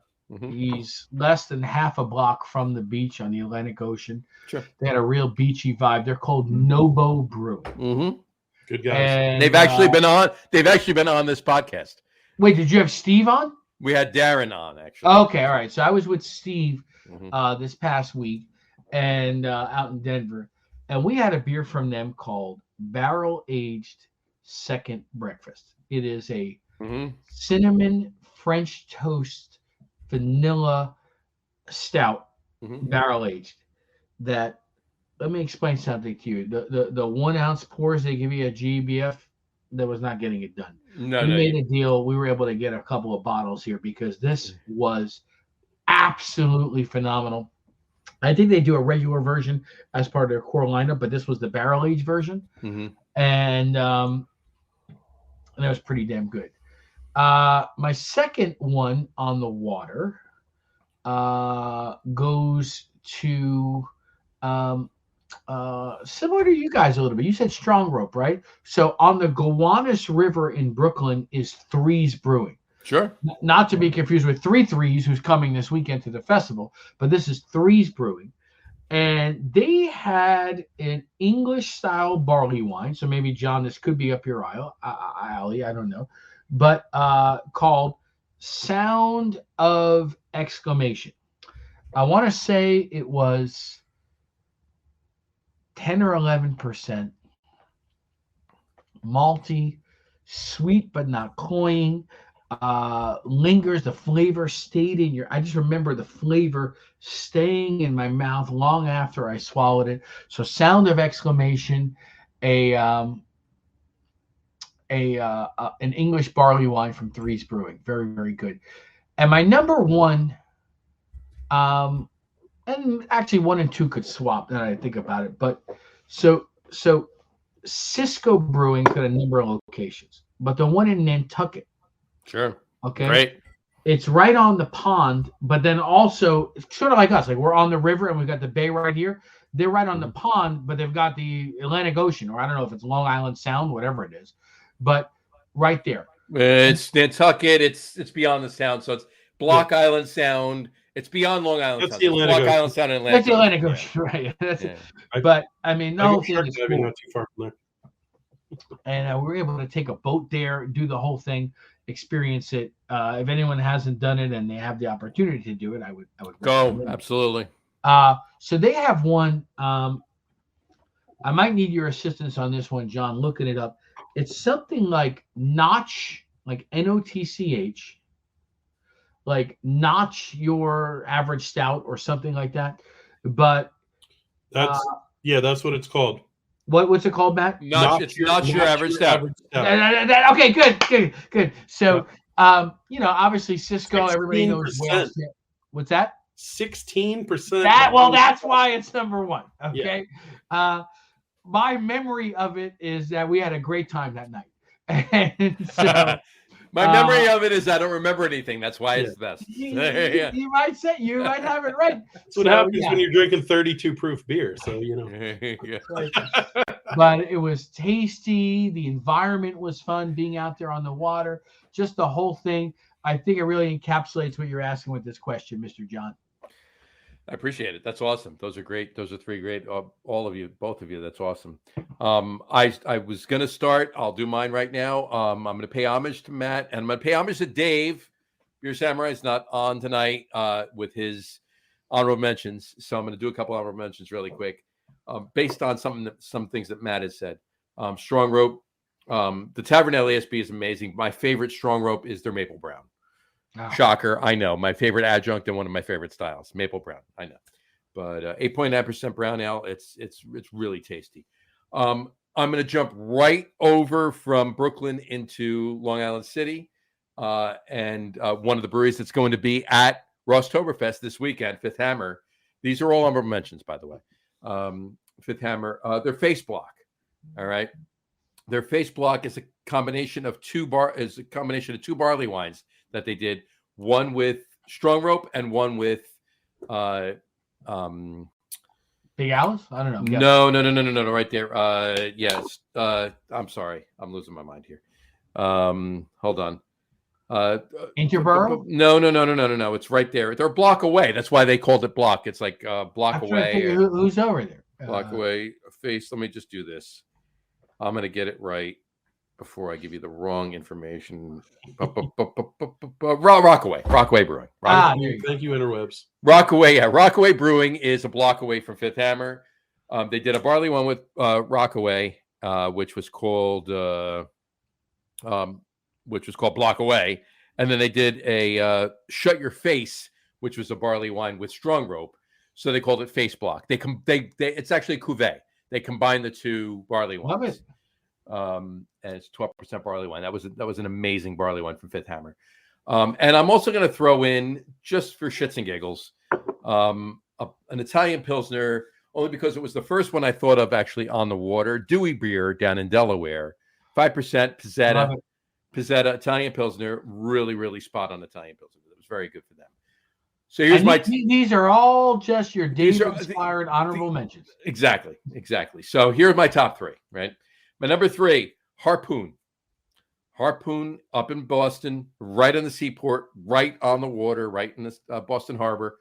Harpoon Brewing. I definitely left you that one. There you go. I had a sneaky suspicion you were going to do Harpoon. Yeah, I mean, there's a bunch from Harpoon I can put in there, right? I mean, Harpoon Ale is amazing. I love the winter warmer.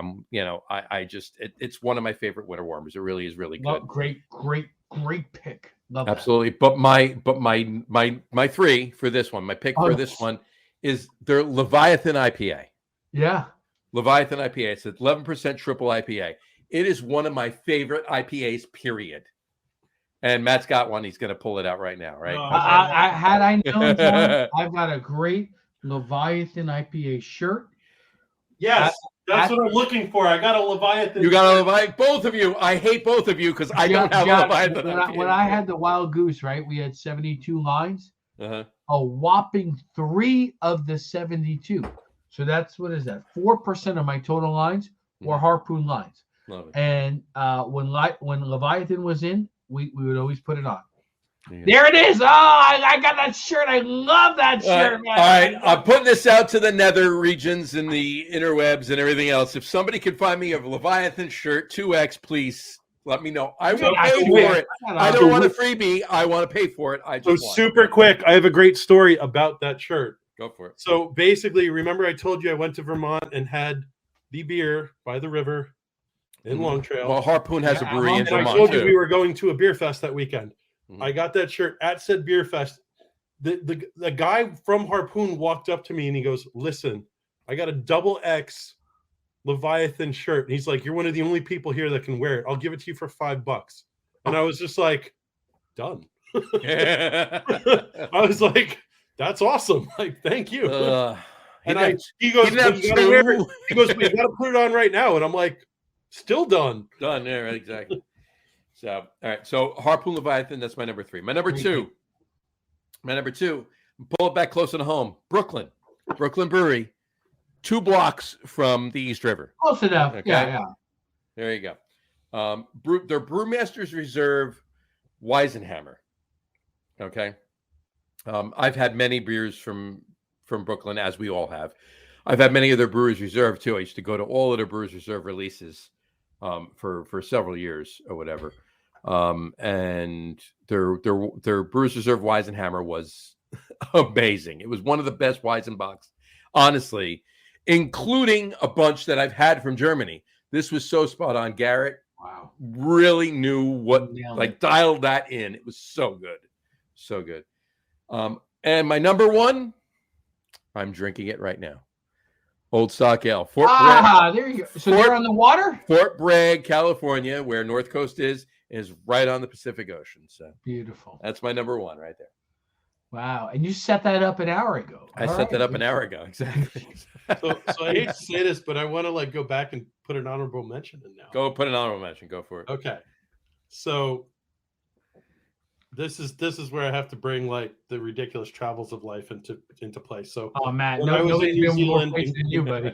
When I was in Queensland in the South Island of New Zealand, there's one brewery there and it's called Altitude Brewing, and they are literally they're on a little hill, but right next to Lake Wakatipu, and you have like the Southern Alps, all snow-capped and beautiful, and the lake and everything. And they got a couple like picnic benches outside, and like the weirdest thing about New Zealand was I was so excited to go to New Zealand, and like, oh yeah, they got all these crazy juicy hops, and I'm gonna have all this good beer. Yep. And they ship all those hops to the US. And like everything there is they're like American style pale ale with Cascade.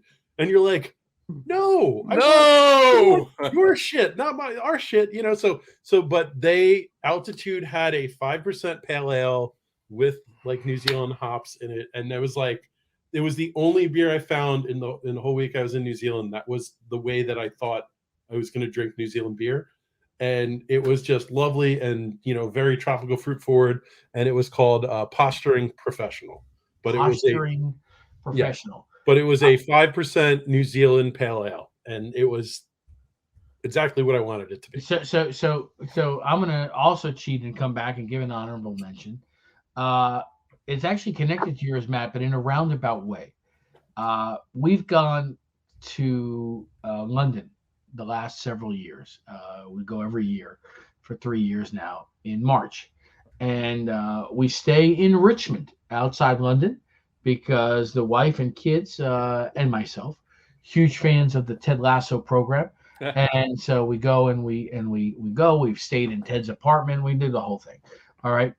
But, they know that if they're going somewhere with me, they're going to be subjected to going to some breweries as well. Yep. And it's just part of the cost of the trip. exactly. So we went to a place called Thameside Brewery, and it's literally built right on the River Thames, similar to Ross on Compton Creek. They're right on the river. It's Thameside Brewery. But they did a beer with New Zealand hops. It's not an IPA. It's they call it a New Zealand Pale Ale.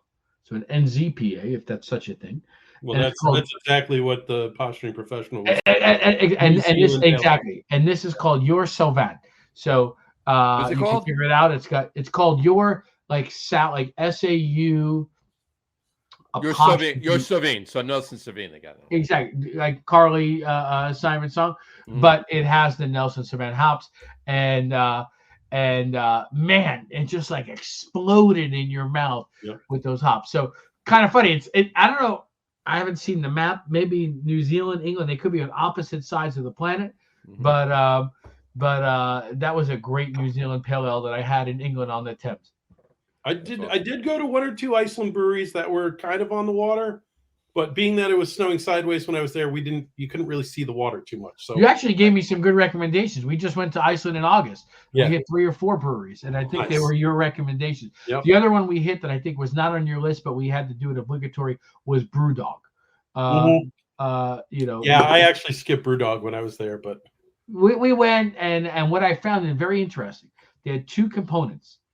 They had all the core Brewdog beers that were shipped over from Scotland, and then everything else on tap was local New Zealand breweries, not Brewdog beers. We can't do that here in New Jersey. Yeah. But they were let me get this straight. That was so it wasn't even a brew pub. It was just a Brewdog tap room. Yeah. Correct. And then they had their beers and other local Icelandic breweries on tap. Exactly. I mean, I'd love to. I guess I'd have to buy a liquor license to be able to do this, but in New Jersey, you know what? I'd love to serve your beers, other my friends. Let me tell you something. I read a couple of the other extemporaneous, if you will, reform laws that were kind of in.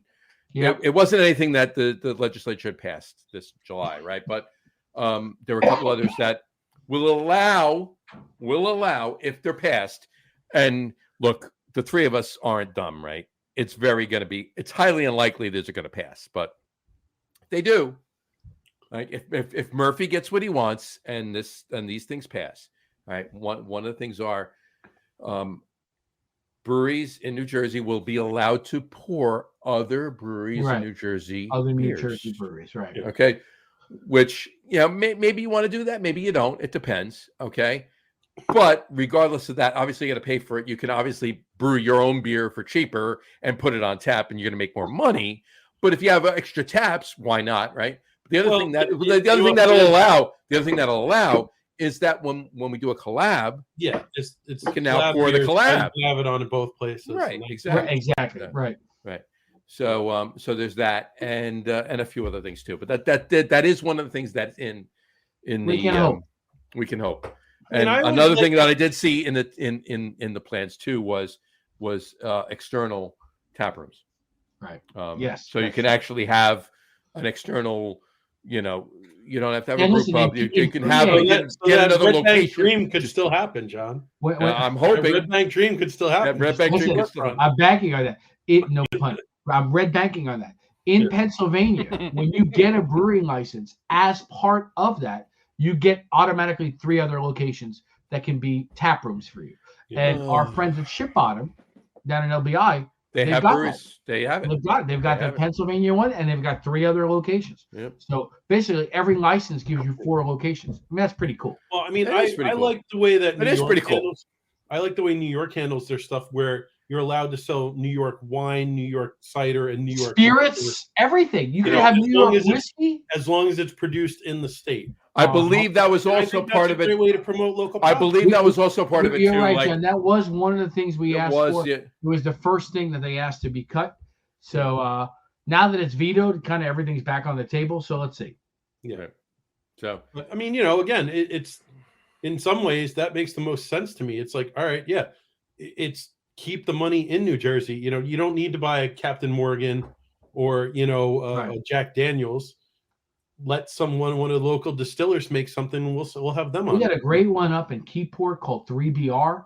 3BR, great stuff. We know Alexei and Max are awesome. Exactly. Man, I've been there. Exactly. I took down there the other day. Asbury Park Distilling. There's lots right here in Monmouth County that are doing a great job. I'm a big fan of Colt's Neck Distilling. Come on, Muckalai. They make awesome, man.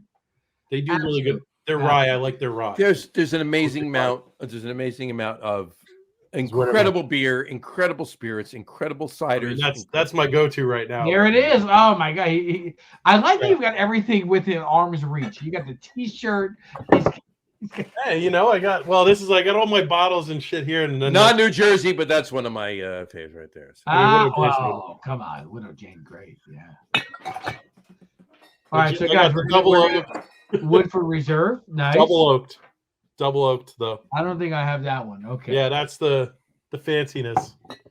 We just picked up one that was called Christian Brothers whiskey, and I picked it up on a whim because my son went over in Lincroft to the Christian Brothers Academy, and no relation, but man, it was tasty as hell. Yeah. So. A lot of great stuff out there. There is so much shit, I know you've had my Heaven Hill barrel aged barley wine.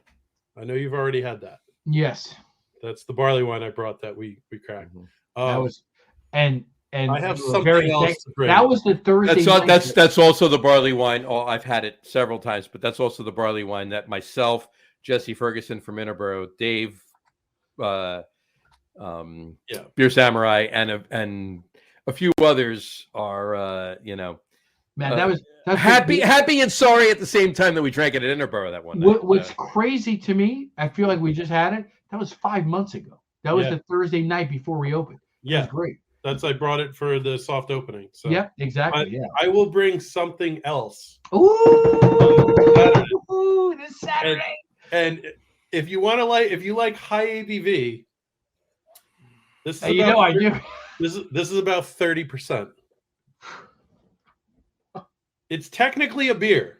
It's a beer. How? Oh my god! It's fortified. I'm going to show you. It's a fortified beer. It's what I call my barley port. It took me 5.5 years to make. Wow. Wow. Yeah, I'll explain to you what it is when we get there on Saturday. I understand though that bring one 12-ounce bottle. He's bringing one 12-ounce bottle of it.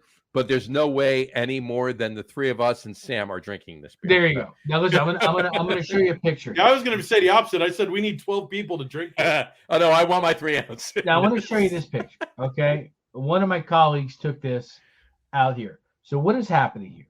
I'm at the Sam Adams booth, but it looks like I'm facing away from the booth. And there's a reason. I'm cracking up.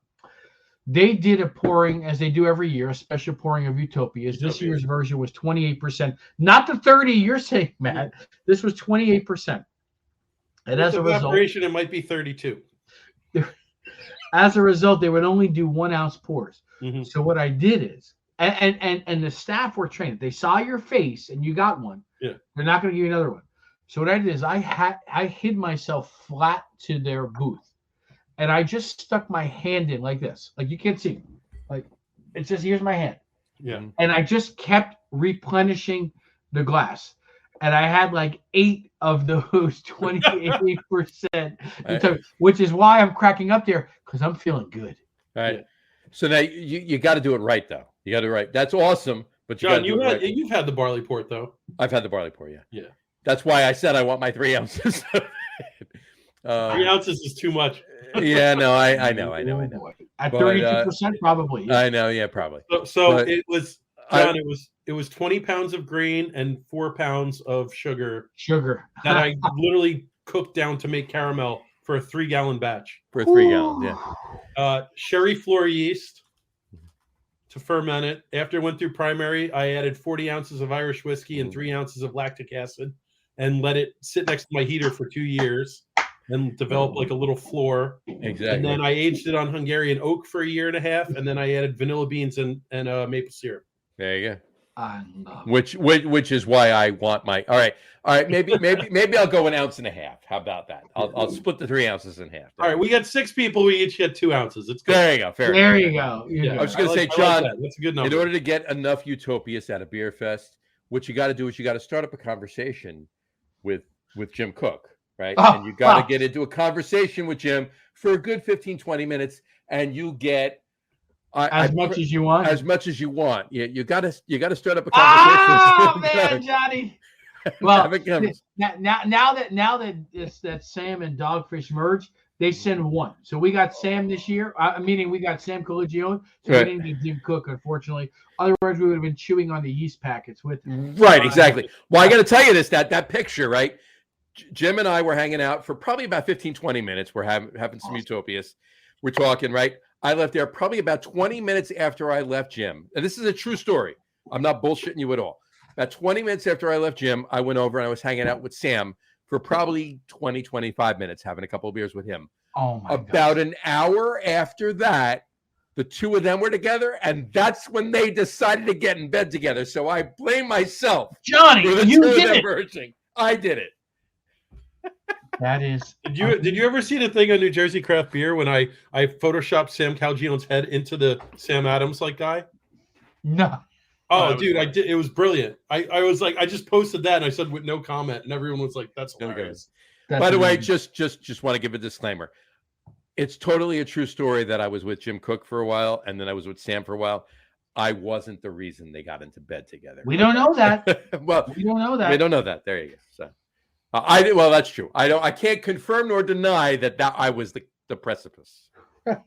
But in any event, it was that night though. That is absolutely true. It was that night that they actually. And that's verifiable. That's verifiable. So, anyway, all right. So, John, anything else you want to tell us about Rosstoberfest this weekend? I think you guys got it. It's the Brew Fest. It's the beers. It's the music. It's the food. We've got Kevin Smith. Damn good time. RossBrewing.com. It'll be fun. Kevin Smith on Friday night. Beer Olympics on Sunday. Matt Potenski on Saturday. Me and Matt on Saturday. So we know Saturday's the day then. That's the day you want to do it. Yeah. There you go. Anything else you want to talk about Ross? Even further from Rosstoberfest, the other events you have coming up the rest of the year, even into the next year, some of the beers that are coming out, maybe the holiday beers or anything like that. We've got our 3rd anniversary stout coming out. Mm-hmm. Well, basically, you guys might know the story on this already. Well, Matt, I know specifically knows the story. Mm-hmm. We brewed our beer, Brux Royale. I mentioned it back at the top of the show. It was a beer that Sam from Dogfish had. Okay, how does this guy have everything at his fingertips? Hold on. That I have in my cellar. I can bring up the bottle too. I have another bottle. Okay, it's crazy that he can do that. So that's our base beer there, and itself is an award-winning beer. 12% Belgian chocolate stout, Abbey Ale yeast, rather than a normal London Ale yeast for the stout. We use a Belgian Abbey Ale yeast, some cacao, some vanilla, some molasses, and some lactose, along with Belgian dark chocolates. And that's your base. That's the base for our anniversary. Now, to that, we then add each year something a little bit different. So this most recent year, number 2, Matt gave us a suggestion to go sort of like a German Black Forest cake. So we went with some coconut and some chocolate, and it was cherry. Some cherry, and it was very, very good. Yeah. So we've got the 3rd anniversary ale coming out this December. It's in the barrels right now. I don't know, am I authorized to speak to adjuncts yet? Here's what I can tell you. Fairly certain you own the brewery, so you can do what you want, but God, okay, that's true. But there are some agreements that have been made. Here's what I can tell you. Every anniversary ale that we release is a living beer in that every previous anniversary iteration is there. So we brew the beer year 1. Before we add the adjuncts, we take a piece of that. We add that to year 2. Sure. Now, year 2. Before we add the adjuncts, we take a piece of that. That's been added to year 3. So God willing, if there's a year 20, you're tasting part of that year 1 in there, even if it's only 1 part per million at that point. It's sort of a Solera method, going forward. Oh yeah, of course. So the year 3 has elements of year 1 and year 2, and we've come up with a pretty. I don't want to blow up my own marketing plan, so we've come up with a pretty, I think, exciting adjunct schedule to go with this stout. It's probably going to come in right between 15.5% to 16%. And we're pretty excited about it. So that'll be coming out in December. Can you see what kind of barrels it's in? I can. It's actually I mentioned them a little while ago. The year 1 was in Maker's Mark bourbon. The year 2 was Evan Williams bourbon. Year 3 we went something a little closer to home. We went down, we tasted all of the various spirits offered by our friends at Asbury Park Distilling. Nice. And we selected 2 barrels from them that had just been, when I say freshly dumped, we got them the next day. Yeah. So while the first 2 years we used maybe some bigger, certainly more well-known bourbon brands, there's inevitably some time that's elapsing between when we get them. Here, we got them the day after they were dumped. So we're going to get a lot of character out of them. That's what we're thinking about. And not only did you keep it close to home, New Jersey, but you kept it close to home, Monmouth County. Oh, without a doubt. Without a doubt. If I could only make one suggestion, then you're going to have so much character from the barrels. You do need to do something with some impact in the adjuncts. And up to it. So I'm not concerned. I'm just saying. No, listen. Absolutely, that's recognized. Otherwise, this thing's going to taste like a glass of whiskey. Yeah. So we've got some pretty exciting adjuncts. I can't reveal it just yet. I will say we're not duplicating what we did in year 1. We did the chocolate and the figs. Year 2, the chocolate and the cherries and the coconut. We've got year 1. We did a little bit of everything. Yeah, but this one we're going in a different direction. And almonds. That's good. And yeah, that's right. Not just the figs. And coffee and chocolate. Oh no, it wasn't the almonds, but it was close. It was the pralines. Yeah. Sorry, the pralines. Yeah, exactly right. Yeah. I've got. Well, I know because I helped put all this stuff in the tank. So up at Cypress, 7 adjuncts that we used. So. We did a lot there. I've got a couple of bottles here aging in the cellar. God willing that we get to a year 10, man, we're just going to do a vertical. Well, that's my plan for a lot of things. It's not just your beer; I have others too. But I do have 1 bottle of Brooks Royale left. All right, great. And last year's too, and so I'm doing them. Like I'm waiting to at least 5, if not 10, and then do that. Right, but I do that with a lot too. Like, by the way, that's effectively our year 0. Right, sure. Because we did it before we started celebrating the anniversaries, and even the anniversaries, we're a year off. This should be year 4, but we chalked up a year to COVID and said just throw it out the door. There you go. I still want to do a 0 anniversary beer. We're doing a 0 anniversary beer. Oh my God! When we open. When we open, we'll have a 0 I anniversary. love it. I love it. I love it. Great idea. So, Uh, but awesome. All right. Chuck Norris can divide by 0. Just remember that. Exactly. You can't. He's the only one who can. Yeah. He doesn't push up. He pushes the earth down. Yeah. There you go. All right. So anything else? So besides the third anniversary coming up, any other events coming up the rest of the year? Going to the holidays? Listen, we got a lot of parties every weekend in August. We're at all the usual festivals. We're doing Witchcraft. Maybe we'll see you guys there again. I know last year we were right next to each other. Sure. Our beers are available currently as of now at 300 locations throughout New Jersey. That's both on premise and off premise, and the brewery. Right now, until somebody else does different, we are the only waterfront brewery in New Jersey. We've got, I think, 8 fire pits, so we're going to be keeping that outdoors going into the fall. And other than that, just look for our new releases. At Ross Brewing, we just crossed this weekend. Yeah. We just crossed, thanks to the surge we got at GABF, we just crossed 30,000 followers. Very so nice. If you're on Instagram, it's at Ross Brewing, and that's the best way to find out about the newest beers and events. And if you guys have not been to Ross Brewing, this is the weekend to go. Yeah. It's going to be a really good time with a lot of good beer. If you're Get your butts down there and check them out. absolutely, if you're picking the first weekend to go down there and check them out. Check them out. And if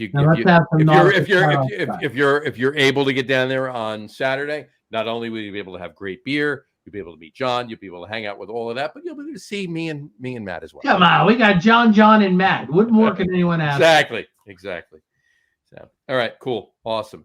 John, before you go, I do just want to say a quick word. The team at Ross Brewing, really, tell us about the team. Tell us. Really coalesced in the last 8 to 12 months.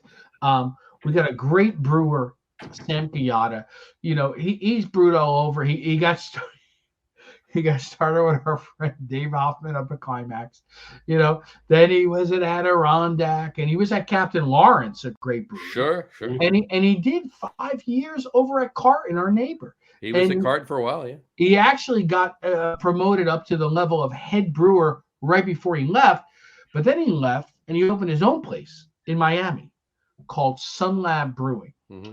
And that's why when he came back home to Jersey, a Monmouth County kid come home, a Middletown kid came home, we wanted him because I know he can think like an owner. He did own his own brewery, and he owned it for those tough 2 years through COVID. So Sam's great.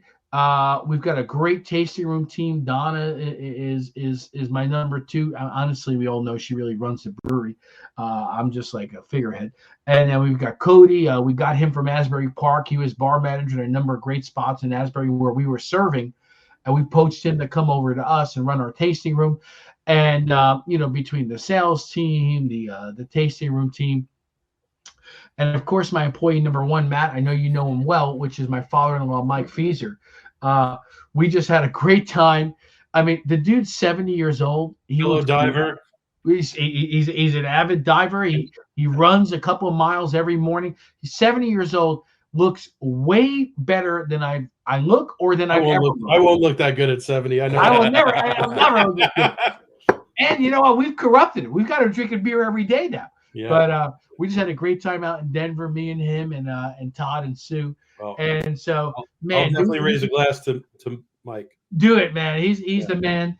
And so, listen, John, that's it. Hopefully I see him Saturday. He'll be there Saturday.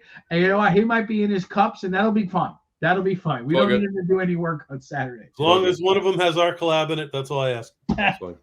All right, John and Matt, thank you so much. Go ahead, John. You got it. John, don't go anywhere. We're going to talk after we sign off. We'll wrap the show up for today. To Saturday, though. Absolutely. Looking forward to this. I was going to say that. So and cheers for that. Excited to do the collab with you guys. So. Very excited. We were very happy about that. And we couldn't be looking more forward to Saturday. Awesome. But on that note, we'll wrap the show for today. Again, John, don't go anywhere. Want to thank everybody for watching. And for those of you just listening to the audio podcast, thanks for listening. Don't forget to visit our website, www.lagerroom.com. That's LAGERROOM.com. And guys, please remember, Lager Room Talk. It's okay. Exactly. And remember, please remember, like us and follow us on all of our social media, Facebook, Twitter, Instagram, and of course, our YouTube channel. All of them are at The Lager Room. Remember, we go live with the video podcast on both Facebook, YouTube, Twitter, which is now X, however you want to say it, right? And Twitch. every Tuesday night. Every Tuesday night around 6:30 p.m. Eastern time. And for those of you who just want to listen to the Eastern time, that's it. And for those of you who just want to listen to the audio podcast, you can do so on our brand new audio podcast host, which is Spreaker, as well as Apple Podcasts, Spotify, TuneIn, Google Podcasts, Amazon Music Podcasts, iHeartRadio, Castbox, Deezer, Podcast Addict, pretty much Podchaser, anywhere you can get a podcast, you can find the Log Room Guys podcast. So, and if you haven't done so already, please subscribe to one or more of those feeds and you will never miss a show. Again, thanks for following along with us. Have a great rest of your week. Yeah. Have a wonderful weekend. Drink a lot of beer, but drink responsibly, and we will talk to you soon, folks. I was saying, I'd like to sign off by saying I'm sorry I'm way more sober than Dave, but that's the way that goes. Usually that's the case. So, all right, guys. I tried. Anyway. All right. Cheers, folks. We'll talk to you soon. Take care. Prost. Prost. Prost. They found him face down in his waffles, maple syrup dripping from his fake rub. Who did he see when he heard who was there? Now it seems that he shit out of luck. This little piggy went to market. This little piggy stayed home. This little piggy's eating corned beef in the back of a Ford Pinto. You better run, you better go, 'cause you're messing with a big toe. You better run, you better go, 'cause you're messing with a big toe, big toe, big toe.